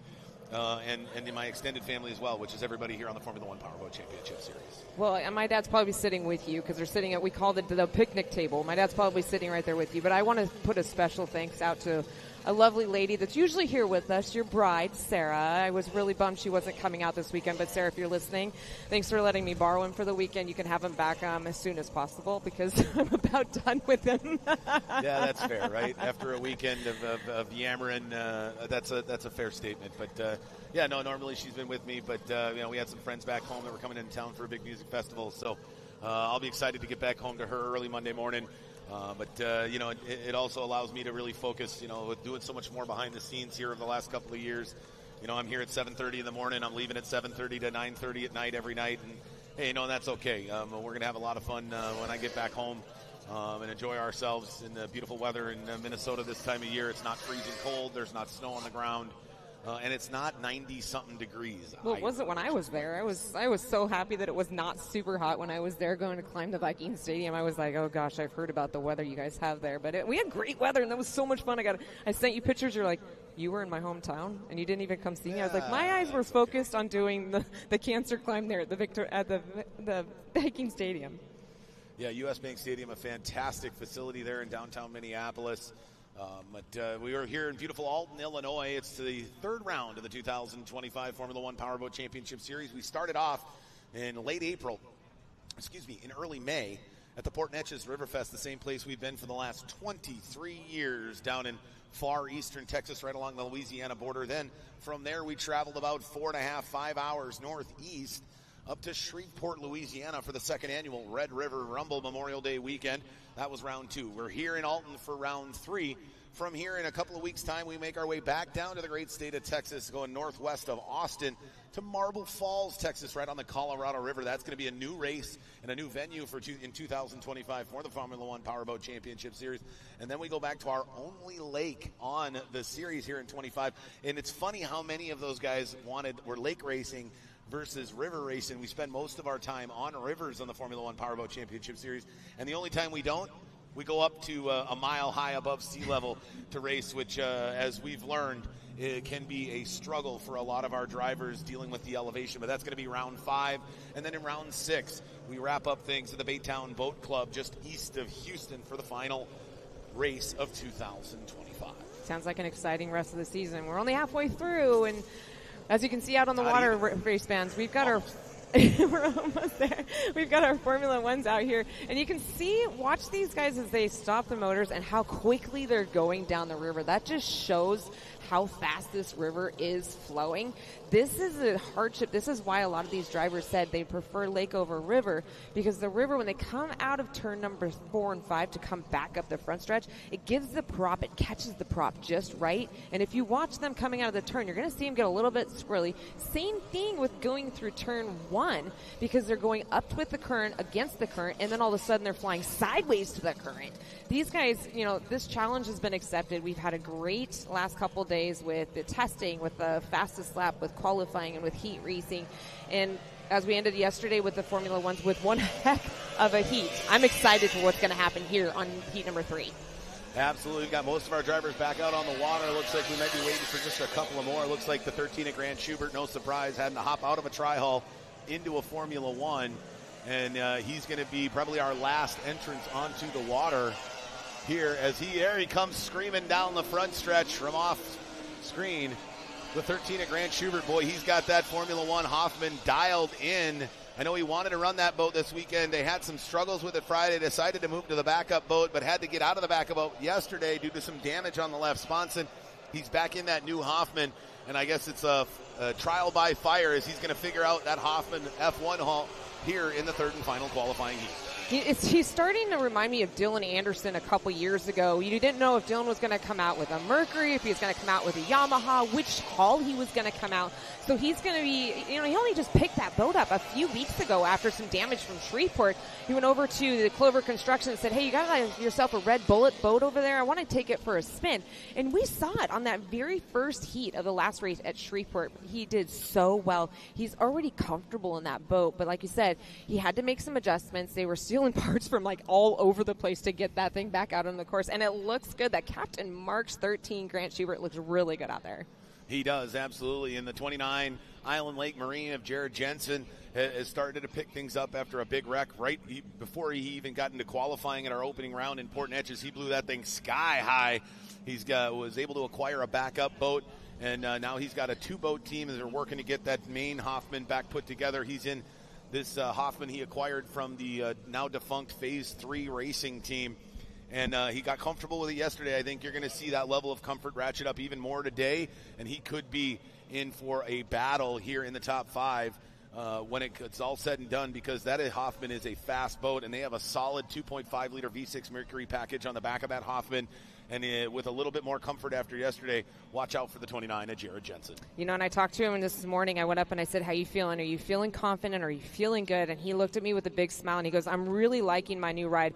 As comfortable as I'd already got in my last ride, and we always saw that it was the green 29, he said, you know, I think I made a good purchase with this one. And I said, so are you even going to bother fixing the other boat? And he goes, yeah, we're still going to work on it. You know, you can have a backup. And I said, or you could have one that you could sell at the next race at Marble Falls to one of our fans, and then they can come out and try and beat you with it.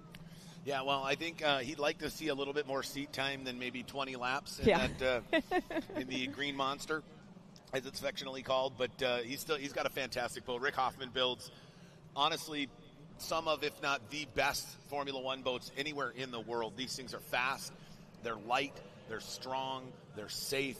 It really checks all the major boxes of any custom-built Formula One tunnel hull. I wouldn't be surprised if we start to see more of those make their way and matriculate over to Europe. Right now, that dominated by the Italian Baba, the Italian DAC, the Danish Molegard, as well as the French Moor. We've got some Moors here. We don't have him here this weekend, but the 40 of Austin Cheatham runs a Molegard. We got the 14 of Andrew Tate in a DAC built out of Italy. And no drivers that have joined us here in 2025 running the Baba. We do have a few here stateside, but haven't seen the likes of Tyler Welch or Jeff Cresciano who run those Baba boats. But I'd love to see a Hoffman and how it could do over in Europe on the Formula 2 or in Asia and the Middle East on the Formula 1. I think he builds a fantastic, top-notch product. And no surprise, I mean, we've got 5 or 6 of them here on the water in the Formula 1 Powerboat Championship Series here at round number 3. All right, we've got these boats mostly lined up on the start pontoon. Let's take a look at our reverse order of total points accumulated through 2 qualifying heats, which will be our starting lineup here for the 3rd and final qualifying heat. All right, on the pole with some struggles yesterday, some damage in his primary boat, having to move to the backup on the pole position, running for Captain Mark Seafood out of Richmond, Texas, the number 13 of Grant Schubert. And I'm going to say this correctly. It's the Chartreuse and Black 99, driven by Travis Yates JH Performance. Coming third off the start pontoon here in the 3rd and final qualifying heat, the lone Canadian, we call him Captain Canada, number 98, out of Ontario, Mr. Aiden Benton. Just a few weeks ago, picked up this number 29, turquoise and white, Jared Jensen, but getting really comfortable, as we said, right in the middle of the pack. But keep an eye out for that 29 of Jared Jensen. Now he's coming 4th off the start pontoon, right behind him in 5th position off the start pontoon here in qualifying heat number 3 out of Santa Rosa Valley, California. That lead driver for the Clover Construction team, the number 24 of Spencer Love. The number 8, you can't miss that neon orange. I mean, these guys pick these colors because they're pretty good on the course. But you know what? Pretty good inside the cockpit of that number 8 is Jeremiah Mayo. Running for Argosy Casino here this weekend. Normally Ray Bob seasoning on the side of that number 8 machine, coming 6th off the start pontoon. Behind him in 7th, our series defending champion and the winner here in 2024. He's got the number 1 on the side, Mr. Dustin Terry. Just a few weeks ago, in a 30-foot H1 Unlimited doing 150 miles per hour, decides to step it down just a little bit, but he's going to get a challenge as he's going to be able to trigger up that trim button, and that's going to be that 14. Phenom Racing brings you Andrew Tate. Yeah, running for Simmons Hanley Conroy here locally at the 2025 Alton Midwest Nationals. He's 8th off the start pontoon. Right behind him, he's got 2nd in points through 2 qualifying heats. He's coming 9th off the start dock. He's out of Nashville, Tennessee, running for Locar Performance and Anderson Marine, the number 17 of Dylan Anderson. When it comes to formula, when it comes to Tri-Hall, you hear this name quite often. It's going to be the Rinkers. They brought on a brand new sponsor this year, Mastercraft. It's going to be the all-yellow Rinker Boat World Mastercraft, number 52, Chris Rinker.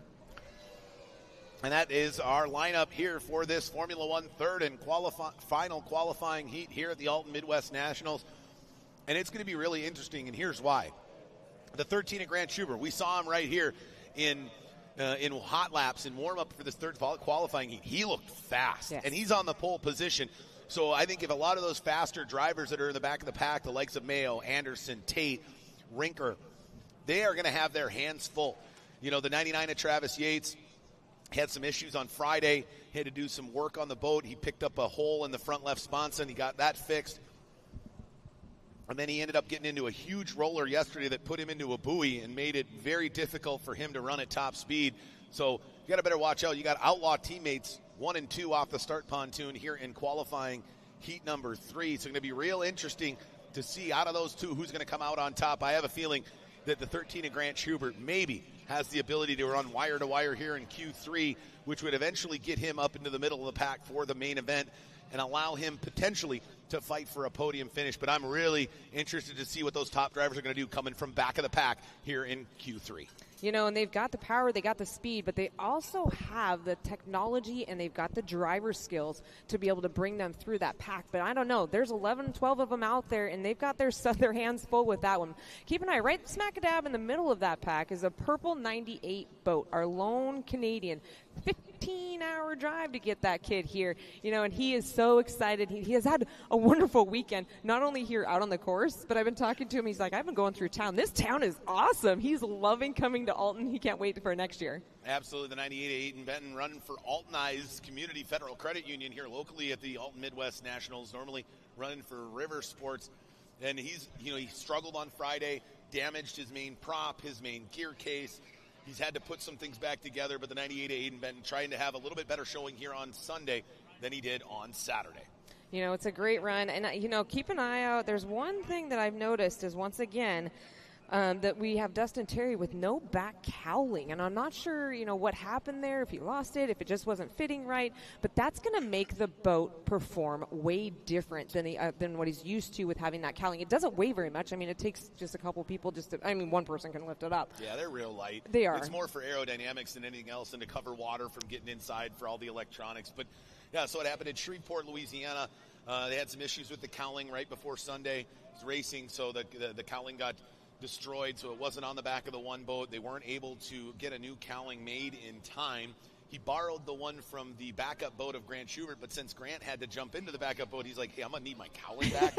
You can be the one that deals with water getting in your boat. Not my problem, bro. And again, like we talked about with that Outlaw team, they're more worried about beating each other than they are anybody else. So you know the 13 of Schubert was going to take his cowling back for sure. I say they're friends on the pavement, but once they hit the water, it's any man for himself. Absolutely. Absolutely. We've got Chief Referee Doug Ray checking the course, making sure everything is clear, communicating with the best rescue crew in the business, Sport Rescue, the great folks out of Houston, Texas, that are with us every race all season long. We've got a couple of different rescue boats. We've got a couple of different rescue jet skis, and they take great care of our drivers and allows these guys to push it to the limit, as Jonathan Jones would say, all the way to the limit every second they're on the course. And we thank them so much for everything that they do here on the Formula One Powerboat Championship Series. All right, we're waiting for final word from Chief Referee Doug Ray. All right, looks like we're coming up on the 1 minute gun. 1 minute drivers, 1 minute. Again, the 13 of Grant Schubert. Come off the dock like a rocket from that top spot on the start pontoon and run this thing wire to wire. 50 seconds, drivers, 50 seconds. Or will it be the 99 of Travis Yates or the 98 of Aiden Benton that come off the dock like a rocket and they capture heat number 3? 40 seconds, drivers, 40 seconds. Or could the 24 of Spencer Love, the series champion from 2022, get off the schneid here in 2025 and come out on top here in Q3? 30 seconds, drivers, 30 seconds. Or will our top drivers of Jeremiah Mayo, Andrew Tate, Chris Rinker, Dylan Anderson, and the rest of the field find their way from the back of the pack and secure this final qualifying heat on the way to our finals? Let's set our starting lineup for our main event. 20 seconds, drivers, ready to starters, orders, the flag is up. He drops the flag, and these boats come to life. Great jump there by the 24 of Spencer Love. Oh, no, the 98 of Aiden Benton and that Altonized Federal Credit Union doesn't get off the dock well, but the 13 of Grant Schubert does, and they go all the way down the south end of the course. Let's see who's going to come out on top here as they go down into turn number 5. They're going to go turn 5, turn 6, cross the start-finish line, and that will start lap 1 of this 8 minutes plus 1 lap. Third and final qualifying heat, and it looks like it's the 13 of Grant Schubert out in front, then the 24 of Spencer Love, and here comes the 1 of Dustin Terry wide to the outside. And it looks like Grant Schubert really has that boat dialed in. Keep in mind, fans, he's only had that boat for about a month, but look at how fast he is taking off out of the corners with that prop. He loves this setup, but he knows he's got a lot of fierce competition coming in hot, and one of those is going to be Jeremiah Mayo. Check out that orange boat side by side with Dustin Terry on the outside. As the 12 of Grant Schubert goes 13 of Grant Schubert goes wide to the outside. Then you come down into turn lane 1. That's a 24 of Spencer Love. Then the 8 of Jeremiah Mayo getting by the 1 of Dustin Terry. Can he put him off the podium here in Q number 3 as the 8 of Jeremiah Mayo goes through the chicane on the inside? Then you see at the bottom of the screen there's a 17 of Dylan Anderson starting to sneak into the conversation. As they go down the north end of the course into turn number 1. Anderson gets into the wash of the 8 of Jeremiah Mayo, is now moved up into 3rd. And now the 17 of Anderson going splitting the rooster tails of the 1 of Terry and the 8 of Jeremiah Mayo as he's sitting back in 5th position, trying to get up on that podium and collect valuable points to secure pole position here in qualifying heat number 3 for our main event later today. Oh, the 17 of Anderson gets doused down by the 1 of Terry. And here comes a 52 of Chris Rinker wide to the outside. The driver out of Spring, Texas, running for Mastercraft Boats, is up in 5th position, continuing to fight and push. And can he track down the 17 of Dylan Anderson here in the early stages of qualifying heat number 3? We've got 6 minutes, 23 seconds plus 1 lap remaining here in this Formula 1 third and final qualifying heat. Dylan Anderson shot off like a rocket coming out of turn number 1, went side by side with Dustin Terry, but Dustin Terry says, oh no, you're going to stay on my backside. It's going to be a great race as they continue to make their way down the backstretch. The race right now is for 4th and 5th on the inside. Dustin Terry on the outside, but here comes Chris Rinker trying to jump on the inside, spread the needle between those two so he can get back up on the podium. Well, they are all over each other as you got the Terry on the inside, the 17 of Anderson on the outside. They go through the chicane. And this 1 of Terry just gets absolutely hosed down by the 17 of Dylan Anderson. Here comes the 52 of Rinker on his outside. Can he make a move out of turn number 1? He goes wide to the outside. Nose to tail down the back stretch as they go into turn number 2. The 1 of Terry on the inside. The 52 of Chris Rinker on his outside hip as they're pushing hard down the back stretch. 105, 110, 115 plus miles an hour. Down through turn number 3. Now they go down to turn 4. Off of turn 4, Rinker stand tight wide to the outside. Terry bobbles a little bit coming out of turn number 5. They slide it through 5 as they go side by side, almost coming down the front straightaway. We got a battle going on for that 5th and 6th position here in this Formula 1 third and qualifying heat. Dustin Terry knows he has to keep Rinker on his outside because if Rinker comes in front of him, we all know Rinker's going to come right in front of him, splash a little water, hopefully going to get it down inside that motor. So Dustin Terry not only has to think about keeping boats on his backside, but he also has to think about the fact he has no cowling on there and no protection for that motor. Absolutely. He's got to make sure he can't get into the wash of anybody in front of him because he might get hosed down and make those electronics fail. But the 17 of Anderson starting to pull away from those two. It's amazing how when you have to battle a guy behind you, how hard it is to also stay and keep that gap with the driver in front of you. We've seen the 1 of Terry fall off the pace of the 17 of Dylan Anderson, who's sitting in 4th, simply for the fact that he's got Rinker all over him in and out of every corner. All right, we're going to make our way down into that turn number 3 and 4. That's going to be our leader. Captain Marks is bringing you the young gun. That would be Grant Schubert as he starts to make his way up into back traffic. We're going to have to see how that boat performs with the back traffic. He knows he's got Spencer Love of Clover Construction riding high. Spencer goes a little bit wide, opening the door for Argosy Casino. Jeremiah Mayo, but keep an eye. 17, Anderson starting to come on the inside and starting to close the gap between him and Mayo. And Spencer gets a little squirrely coming out of turn number 1. Going to lose a lot of valuable time with that. Yeah, we will stay with the 13 of Grant Schubert from that fantastic overhead drone shot brought by Live Brace Media. That Captain Mark's seafood sponsored entry on the side, trying to go wire to wire here in Heat 3. Had a fantastic start. Got off the dock like a rocket, got into the clear water, and he's been running it hard. But the 17 of Dylan Anderson and the 24 of Spencer Love is really starting to make a run of it. There go, nose to tail down the front straightaway through the chicane down to the inside. The 24 of Spencer Love, can he overtake? Yes, he does. Ladies and gentlemen, we got a new leader here in qualifying heat number 3. The 24 of Spencer Love flew it like a pro down to the inside. And now the 8 of Jeremiah Mayo is going side by side with our former leader, the 13 of Grant Schubert, as they're doing battle coming down the back straightaway. Can the 8 of Mayo get him as they go down into turn number 2? Mayo's able to clear him, and clearly the 13 of Grant Schubert a lot better than yesterday, but it looks like things are starting to fall off. Potentially some motor issues on the back of that 13 Captain Mark's machine, but as we stay with the 8 of Jeremiah Mayo, there's the 17 of Anderson. Is they're going to both push hard here. 2 minutes, 55 seconds plus 1 lap remaining in this third and final qualifying heat. Can the 24 of Spencer Love hang on, or will the 8 of Mayo and the 17 of Anderson ruin his afternoon? You know, each driver goes out there, and yesterday they took Friday they took full advantage of all the test time to see which lane works best for the performance of each one of their boats and their setup. If you watch, Spencer goes really wide and then nails the corners as he comes back through. Jeremiah Mayo does the same thing, but Anderson, who's sitting in third, hugs the buoys all the way around the course. But this time he was forced to the outside. And look at Spencer Love, Clover Construction, number 24, flies across the start-finish line with less than just over 2 minutes left in this heat. As the 8 of Jeremiah Mayo is not going anywhere, the 13 of Grant Schubert now has shuffled all the way back to 7th position.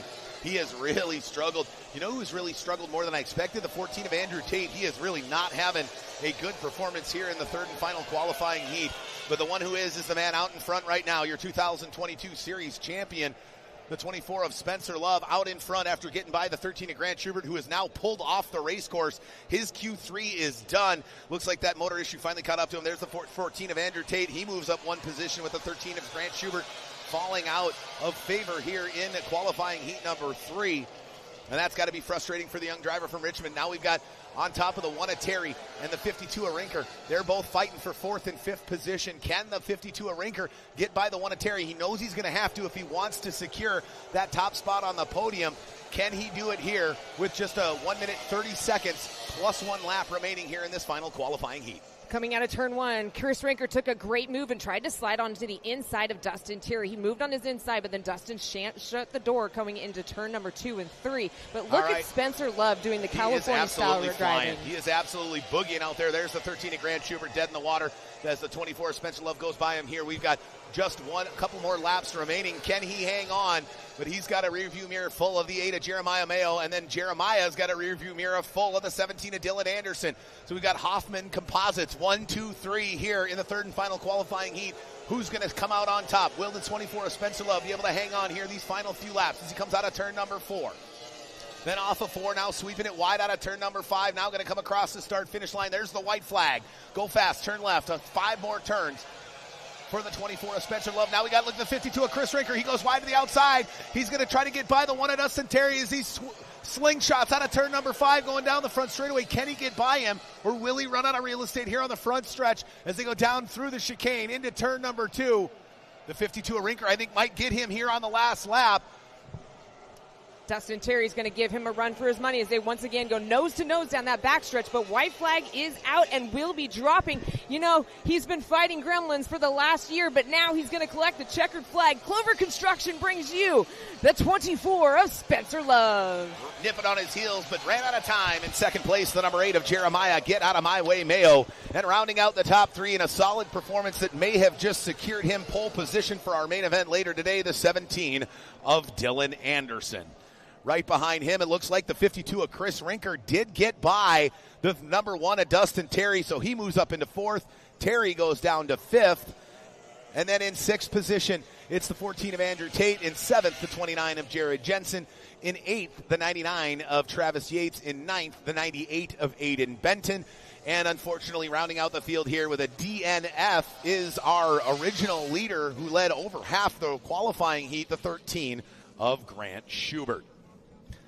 All right, what a fantastic run it was there for all of our drivers. The 13 of Schubert tried to hang on, but eventually it looks like that motor went away on the 13 of Grant Schubert. I don't know if they're going to have enough time to get that motor back in, a new motor on the back of that Hoffman Composite Captain Mark sponsored Formula One, but they're going to have their hands full, that's for sure. Again, the 24 of Spencer Love taking the win, little over a half a second ahead of the 8 of Jeremiah Mayo. Right, a couple of seconds behind him in 3rd, the 17 of Dylan Anderson, and in 4th, the 52 of Chris Rinker, 5th, the 1 of Dustin Terry, 14 of Andrew Tate, finishing in a solid 6th position, but he's got to figure out and find another gear for the main event later on this afternoon if he wants to get on the podium. Then it's the 7th, it's the 29 of Jared Jensen, new boat to him, first seat time in it was Friday, really starting to get a lot better in that new to him Hoffman F1. As he stays on the lead lap in this 7th position. Then in 8th, the 99 of Travis Yates. He started 2nd, still struggling after Pearson Abui and doing some damage to that F1. Hopefully he can get that thing righted for the main event. And then the 98 of Aiden Benton, who's in a bunch of backup gear after hitting the log and testing on Friday. And then the 13 of Grant Schubert, who went dead in the water, rounds out the field, only able to complete about 3/4 of the laps here in this third and final qualifying heat. All right, well, that wraps up qualifying. We've got all of our starting lineups locked in for our main events later on this afternoon. And we are going to have some fantastic finals, that's for sure. Ken, the 24 of Shelby Love, starting from pole position in Formula Lights, win back-to-back after a solid win in Shreveport, Louisiana, as well as in Port Neches. Can she make it a clean sweep here in 2025 through 3 rounds? Or will the 35 of Mark Schmierbach get off the schneid and grab victory here in race number 3 on the 2025 season? Or could we see the likes of Brandon Bobolick or Daniel Trozen make their way to the top spot on the podium in Formula Lights? That's going to be our first finals coming up here in just a little bit. Then after that, we're going to go Texas Tri-Hulls. Bumper boats at 65 miles an hour. Our series leader, well, he's probably going to start 4th or 5th. The 3-time defending champion might start 6th or 7th. And the man out on the front of the 2x2 rolling start inside of row 1 could be a new driver here in 2025. But for now, we're going to turn things down to the man who secured his first heat win in a couple of races, the man out of Santa Rosa Valley, California. Let's turn it down to Kay as she's with the 24 of Spencer Love. Spencer, yesterday you finished Heat 2 with a spectacular finish, but today you started off holding checkered flag with the F1s. Yeah, I know it's a good day. It's been too long since we've been up here. The kids have been making me look bad. They keep getting on the podium in 45, and I've kind of been sitting there watching them the last couple of years. So, I don't know, getting a little pressure from the crew. Need to step it up, getting fat, all the normal stuff. So it was good to get this under our belt, and we need to try and whip off some more. I want to thank the city of Alton, the Toyota dealership, and, the series for putting the race on, and everybody that helps us get here. Well, Spencer, I've watched you over the years in the F1, but this weekend you seem to be driving with a little bit different skill set. It seemed like you were riding it just a little bit higher than you normally do. Yeah, no, we're running the 4-stroke a little bit in the beginning of the year, and I think that's going to be the way to go, but we haven't quite figured it out. We keep kind of tweaking, tuning it, and that leads to some frustration on my part. I'm colorblind, so I got some new glasses for this weekend that helped me a little bit with the water, too, 'cause at the Red River, I couldn't read the water at all. All the holes, I couldn't see none of it. So. Well, you seem to read it pretty good because you are walking away from heat number 3 with a checkered flag in your hand. Congratulations once again, Spencer Love, all the way to Santa Rosa, California, Clover Construction. I got to thank Monica, all the kids, Monica's parents, Bill, Troy, Debbie, everybody. Thank you.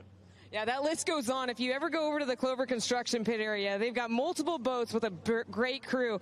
Once again, congratulations, Spencer Love, Clover Construction, number 24. Thomas, back to you. Thanks, Kay. A man of few words, the 24, Spencer Love. He lets his actions do his talking for him, and it talked loud here in qualifying heat number 3 as he was able to get by the 13 of Grant Schubert about 3/4 of the way through that qualifying heat and ran that thing all the way to the finish, gaining some valuable points here after 3 qualifying heats. I don't know if it's enough to secure pole position, but he's definitely going to be moving himself up the start pontoon a handful of positions after a win here in qualifying heat number 3. All right, so again, like I had mentioned, that wraps up qualifying for all 3 classes. And the rest of the afternoon, we're going to be crowning champions here at the 2025 Alton Midwest Nationals. We're going to take a quick commercial break and hear from our sponsors. So don't forget, swing out and grab yourself some Formula One Powerboat Championship Series merch, as we've got limited quantities and limited sizes left, as we've been running through merch after 2 days at a feverish breakneck pace. So make sure you swing down there. Don't forget, grab yourself a Finnish long drink. They've got cranberry, citrus, peach flavors. They're here as a fantastic sponsor of the Alton Midwest Nationals in 2025. We had a host of food trucks out there to keep your belly full and your whistle wet here while you wait for our first of 3 main events coming up here in just a handful of minutes, starting off with the Formula Lights. We'll be right back with a word from our sponsors.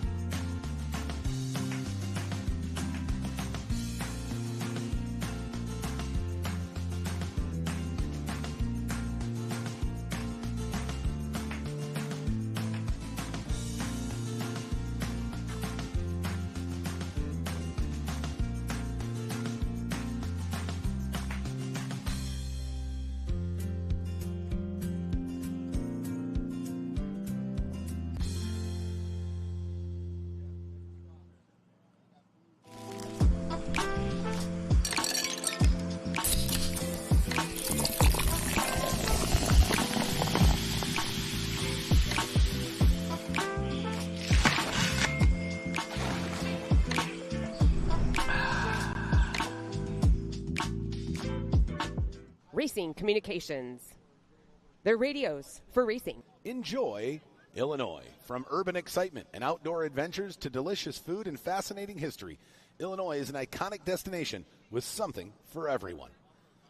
Throughout all the regions, you can explore the diversity of experiences in Illinois, right in the middle of everything.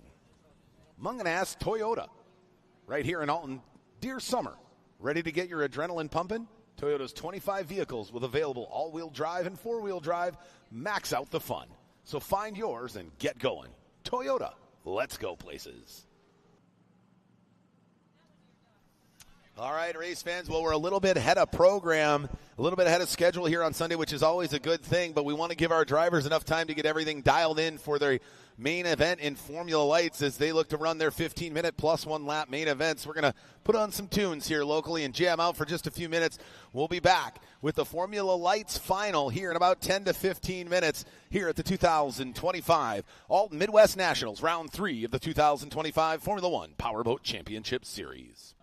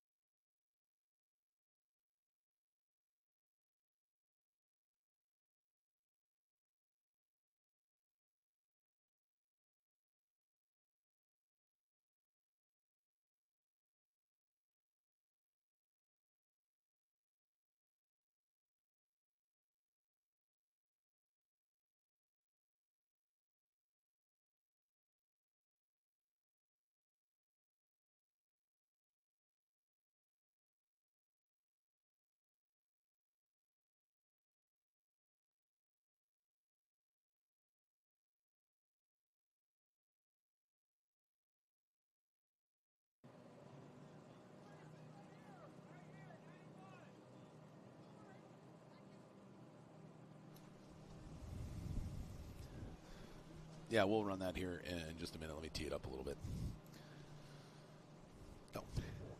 All right, afternoon, race fans, and welcome back here. We've got most of the Formula Lights lined up on the start pontoon, as you can see here. If you are locally in Alton, we've got a couple of drivers that had some issues pop up right before the start of the Formula Lights main event. There you see the 40 of All Aboard Pontoon Rentals sponsored Colby Crook out of the cockpit, trying to figure out what's going on with that Formula Light and try to get himself ready to go here for the final. I don't know if he's going to have enough time, Kay. I don't know, but during that hot lap, he came across the start finish line, took a pretty big hop, and then all of a sudden he hooked it to the right really quick, jumped out of that cockpit, and you can see that he's sitting on top of that cockpit. I'm wondering if he has a hole in that boat from the pressure when he came back down. Hopefully not, but I think it might have been more of a steering issue or something along those lines, because that boat's sitting pretty flat on top of the water. If it was taking on water, he'd be starting to sag. That water would start to be collecting in the rear of the boat where there's most of the weight from the motor. And so I have a feeling it's something maybe potentially steering-wise. If he lost the steering cable in there, hopefully it's something easy that they can fix.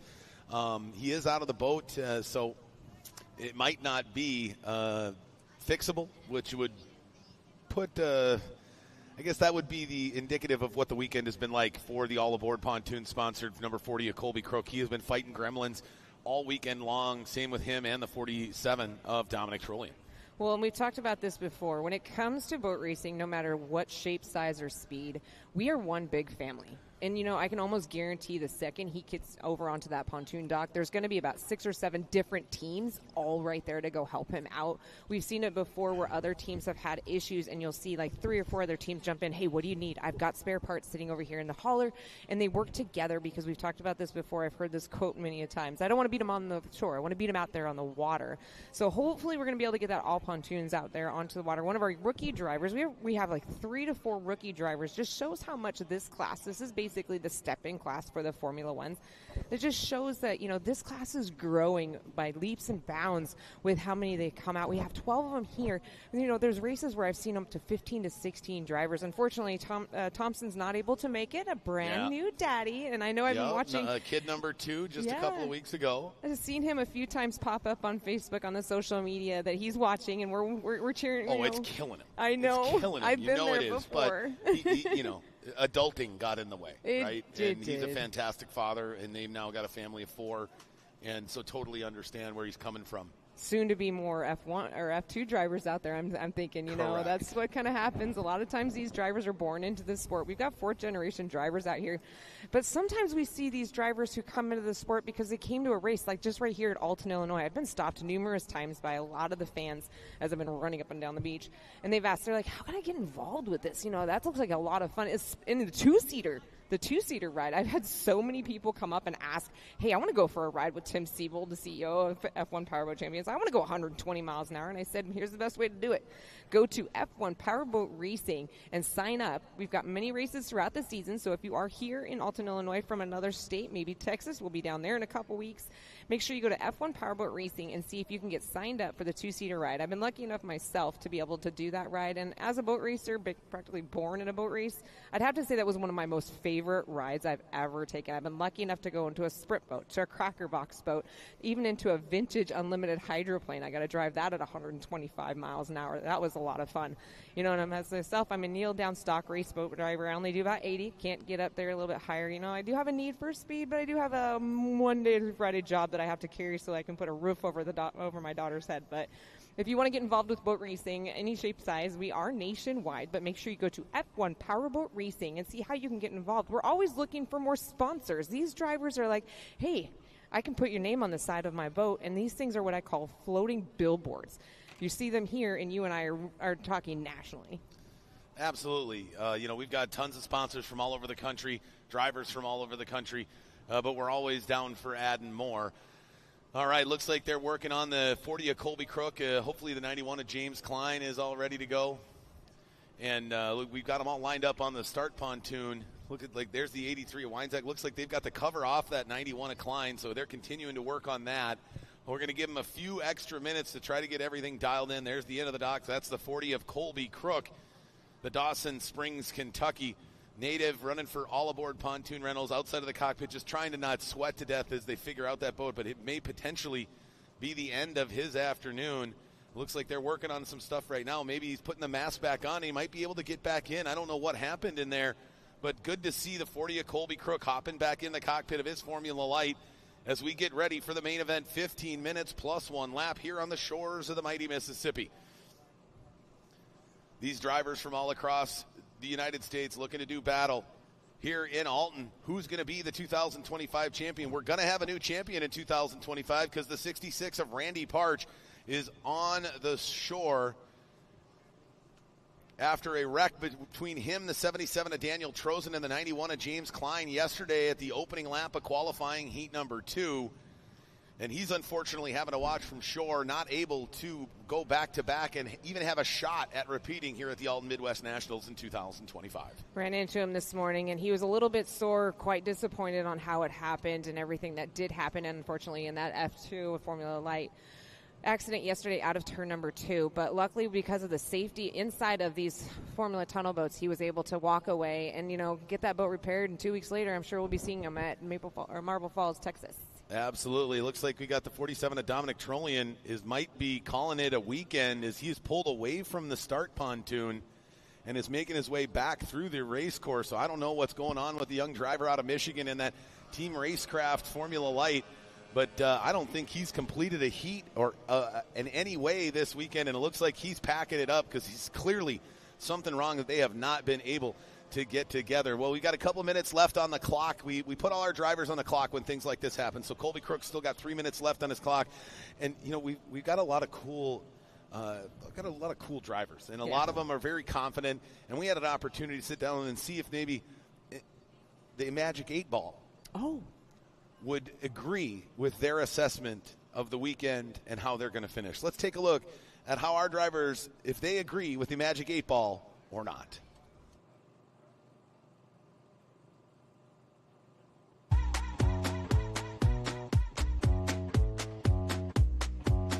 Here you go, 8 Ball. Will I have a debris-free weekend? Very successful. Without a doubt. It is definitely so. Outlook, not so good. Outlook, good. My sources say no. You may rely on it. Very doubtful. I think this thing is lying. Yes! Outlook, good. 8 Ball, will I win the Alton Midwest Nationals? Outlook, good. Yes. Yes, definitely. Without a doubt, baby. Outlook, not so good. I don't like this ball. Without a doubt. Without a doubt. Very doubtful. I'm not liking this thing. Yes. Don't count on it. I'm okay with it. That don't mean nothing. Am I going to be the fastest one out there? Outlook, good. Better not tell you now. Don't count on it.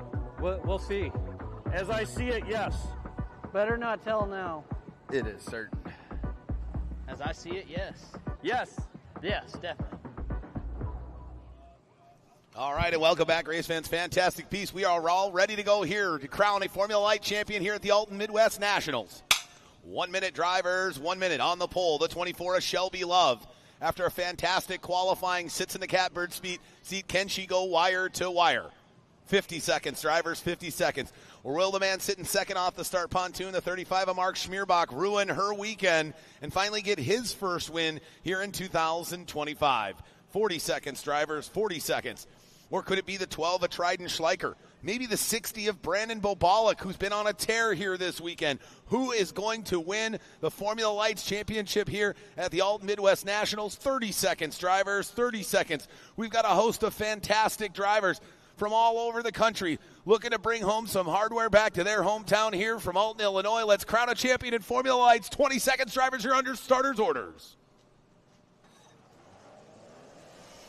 We drops the flag. What happened to the 35 of Schmierbach? He did not get off the dock at all, but the two Clover Construction teams machines for sure did, as they came off real well as they go down through the south end of the course. Let's see what's going to happen here on the opening lap. Notice they're a lot more spread out than they were yesterday. They're learning from their mistakes here in Formula Lights as they go down to the far end of the course. The 24 Shelby Love, she gets out like a rocket. Great jump by the 24 of Shelby Love as she's out in front getting that clean water as we're going to come across the start-finish line and start lap 1 of this 15-minute plus 1 lap main event here in Formula Lights. In second there is the 12 of Trident Schleicher. Then it's the 35 of Schmierbach, the 60 of Obalik, the 91 of Klein, the 83 of Weinzak, the 77 of Trozen, the 30 of Caffarelli, and the 40 of Colby Crook, who made it out there, but no Dominic Trollian here in the Formula Lights main event. Got to be frustrated for that young man. It does for Team Racecraft, but they still have the rest of the season to be able to figure out what electrical issues they are having, and I'm pretty sure we're going to be seeing them back out here at Marble Falls in 2 weeks. But right now, back out onto the course, look at the lead that Shelby Love has already taken, but poor Traden's got a lot of boats coming right up. He's got they're the all sandwiched in there, second through sixth in turn number 3 down there on the south end of the course. Now they come to the north end. She's starting to pull away. There's the 12 of Schleicher. Now the 91 of Klein has gotten by the 35 of Schmierbach down on the inside line. He's now sitting in third, and here comes the 60 of Brandon Bobalik up right behind him. We got a doozy of a battle for third here early on in this 15 minutes plus 1 lap main event in Formula Lights. Bobalik got caught up in a little bit of the rooster tail that was left behind from James Klein, but our leader, she's got nothing in front of her but the buoys and some clean water, and she's taking advantage of it, knowing that she has to keep her lead because Braden Schleichert in the number 12 is hot in pursuit, but he has to keep James Klein of the 91 behind him because James Klein has already shown that he's got some speed inside of that 91. Absolutely, especially going the short way around the course. He's liking that inside line. One of the only drivers really liking the tight line around this 3-pin, 3/4-mile course here in Formula Lights, but it is all Shelby Love. This young woman out of Santa Rosa Valley, California. She won round 1. She won round 2. Can she go clean sweep here in 2025 so far through 3 rounds on the Formula One Powerboat Championship Series schedule? She's going to be the only one. It looks like she can stop her today as she is way out in front. She's just got to keep it clean and easy, and she's going to be rolling. But the 12 of Schleicher there sitting in second. 91 of Klein is now moved away third. The 60 of Brandon Bobalik has moved up to third, and the 35 of Mark Schmierbach is off the podium. What is going on with that the ever bright and colorful Pizza Inn sponsored machine of Mark Schmierbach, okay? I don't know. Maybe that 8-ball was saying something different because I saw that he said he was going to be going with a win, but you know what? You got to shake that 8-ball one more time. You got to work your way through the rest of this crowd. And I would not give up on that 35. He's got Brandon Bobalik right in front of him. Those two are teammates. Oh, no, look out there. Where do we have that? The 24 of Shelby Love just hooked it down in turn 1. She's got to go all the way around, and she's given up a ton of ground. The real question is did she dislodge the buoys, Kay? If she dislodged the buoys, that's a 1-lap penalty, and the 12 of Trident Schleicher becomes our new leader. Boy, that's the one thing that she cannot do. She cannot be her worst enemy, and she almost cost herself a sweep of the weekend there with a bad turn going against the current, right? So that current pulled her back into the buoy, and she almost ruined her whole entire afternoon. Yeah, but she saved it. But look at Traden Schleicher. He's flying and bouncing all over the place coming out of turn number 2. James Klein in the 91 doing the same thing. But Bobalik, man, that kid, he's a rookie driver, but he's driving like a professional, sitting in 4th place, trying to catch right back up to James Klein with a sizable lead, still almost a straightaway lead, is going to be Shelby Love. With that one mistake, she's able to make up for it very quickly. It looks like we're going to have another great race for 3rd and 4th. On the inside, and the 91 is Klein. Bobalik on the outside. He's going to try and slip on the inside, but Bobalik is not able to get on the inside one. And the 24 of Shelby Love starting to get up on those back markers. So watch out there, Trident Schleicher. He almost stuffed it coming into turn number 3. Then there's the 91 of Klein. Bobalik all over him. He's going inside. He's going outside. He's trying to find that clean water. Can he get by the 91 of James Klein? Or can the Michigan native running for Crane Technologies bring some hardware back to Michigan here from the Alton Midwest Nationals? There's the 12 of Schleicher. We're going to stay with him in second as the 24 of Shelby Love is so far out in front right now. It's going to be very difficult for anybody to catch the young woman out of Santa Rosa Valley, California. Oh, no, but that buoy went loose. The buoy went loose, Kay. So that means that the 24 of Shelby Love tentatively may be assessed a 1-lap penalty, and here's the deal. That lap penalty doesn't happen now. This isn't like the lucky dog in NASCAR where you can come back around and get on the lead lap. That penalty will be assessed post-race. What does that mean for the 24 of Shelby Love? That means that she has to try to lap every single driver in the field if she wants to win the 2025 Alton Midwest Nationals. She has got to be absolutely dejected inside the cockpit of that Clover construction machine as she has nobody. There was nobody around her. She just made a mistake, and that's what happens in tunnel boat racing. And in OPC racing, one tiny little mistake in one instance on one section of the course can completely disrupt the afternoon, as it's done right now for the young woman out of Santa Rosa Valley, California. Let's take a look at that mishap by the 24 of Shelby Love. As she comes down the front straightaway, now she's going against the current. She just went to set it tight in that buoy and just got hooked around. The current dragged her into the buoy. The boat hooked a little bit. That's the stuff that she had been dealing with last year. Was a lot of that boat liking to hook in the corner. Looks like she took her eye off the prize, got a little lackadaisical for just a second, and the river came back and bit her in the worst way possible. And she still has that chance. It's not like she's disqualified. It's not like she's told, hey, put it back onto the trailer because you're done. She does still have a chance if she can come around and lap all of the rest of the field. Now, it's going to be quite the feat to be able to do that. But with Shelby Love and the amount of speed that she's already shown, not just this weekend, but in this whole season, there is still a pretty good chance we will see her on the podium. May not be the top, but you know what? At least she's on the podium instead of standing in front watching everybody else get the big trophy. Absolutely. And here's the real problem, right? It'd be one thing if she would have popped one of the buoys and it would have stayed there. Yeah. Because she already had amassed such a lead over the field through the first 4 minutes and 30 seconds of this 15-minute plus one lap main event here in Formula Lights, that she would have been able, she was halfway there, right? She'd already gotten by the 77 of Trozen. She was coming up on some of the other back markers. It was going to be a difficult one to get ahead of those top boats, right? Schleicher in second, Bobalik in third. Schleicher in second, Klein in third, Bobalik in fourth, and Schmierbach in fifth. But now that gap that she had has been erased. Yep. So now not only does she have to get out in front of them, she's then got to find a way to run all of them a lap down in a little over 10 minutes. And that is an extremely difficult task. Not something I've ever seen any driver pull off, but it is something that does happen in sports. I was actually watching a speed skating event, and in a long-distance speed skating event, one of the racers went out and flew all the way to the back of the group, and so when everybody else crossed for lap one, she was finishing the race. So it can be done in sports. You can get around the whole group of your other racers, but it's going to be a very tall order for this young woman. Not something she's ever had to do before, not a position she's ever found herself in. And I did confirm that she will be assessed a one-lap penalty at the conclusion of the event. That's how we assess penalties. So if there's a penalty for a racing infraction, whether it be bearing away or overlap and not adhering to overlap rules, all of those penalties, including dislodging or destroying a buoy, are all assessed post-race. So you can't get a lap back at any point during the race.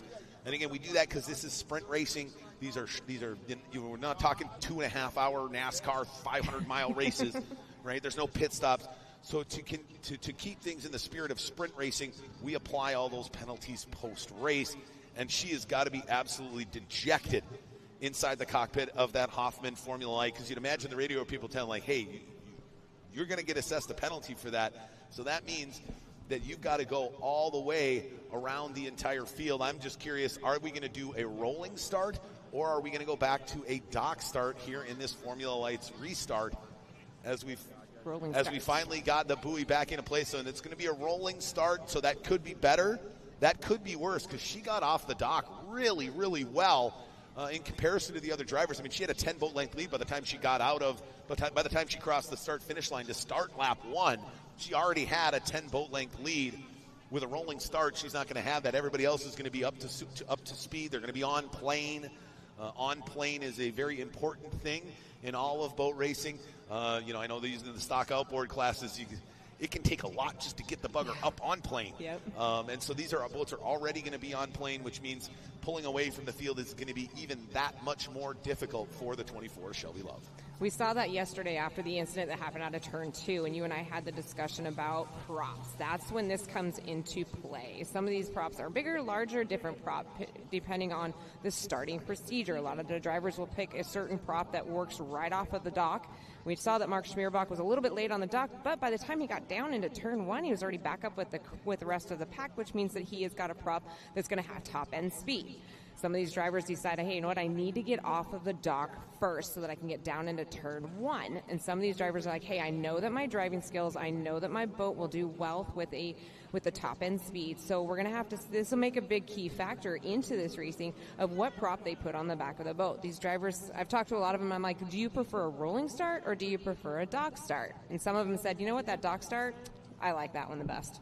Yeah, they do. So no surprise, the announcer doesn't necessarily know all the details of the rules and sticks his foot squarely in his mouth, and that's exactly what I did. So it used to be. Okay. And unbeknownst to me, right, again, as the announcer, not necessarily the guy that needs to know every detail of all the rules. But this just made the day for Shelby Love a lot better. Okay. So I was informed or corrected that when an infraction happens mid-race and a penalty is assessed, that driver is then assessed the penalty and moved to the back of the grid, which means for the 24 Shelby Love, she does not have to lap the entire field. However, she is going to move from that first place position, so on the inside of row 1 here in this 2x2 rolling restart here in the Formula Lights final, and she's going to go all the way to the last off the starting grid, and even behind all the rookies, because this is not a dock start. So I believe she's going to start, she's going to be the last boat in the line, and she's going to have to drive her way through the field and get by everybody. Now, that's still a tall order. Much more doable than lapping the entire field. Exactly. But I think relaying down to her radio person who's being able to hear us talking, I think probably a little less dejected sitting inside the cockpit of that Formula Light. And talk about those cockpits. You notice them, they're all, lids are open. It's got to be absolutely excruciatingly warm inside that Formula Light cockpit as we get this final buoy back set on the course. You can see they've got to be absolutely dying in there. Will that play a factor into their focus as these drivers get more and more dehydrated, sweating inside those driver suits, the life jackets, the helmets, and inside an all-black carbon fiber and Kevlar reinforced cockpit? Well, I know that you are a NASCAR fan just like I am, and those guys are able to carry water. I don't know how they do it with those huge helmets that they carry around, but they're able to drink water, throughout the race. But these drivers are sitting out there just baking, and they're, like you said, with no water, and they're sitting there in these cockpits with, like you said, the driver's suit and the cut suits and the life jackets. So, yeah, that might make a factor. But the other factor that we're going to have to think about is they didn't have their hot lap, so that's not going to warm the motors back up. They're sitting out there, and the boats might be collecting water. You never know. There could be like a hairline fracture inside of one of these boats, so they might be taking on a little bit of water, which is going to make the boat react a little bit different off of each corner because the water is going to be sloshing around. Another factor, these drivers have only done about 4 laps, but they burn enough. I believe it's 1 gallon weighs 8 pounds. 1 gallon of water weighs 8 pounds. Correct. So they've already gone through some of that. So now they've got that to think about. Did I put enough fuel in the boat when I left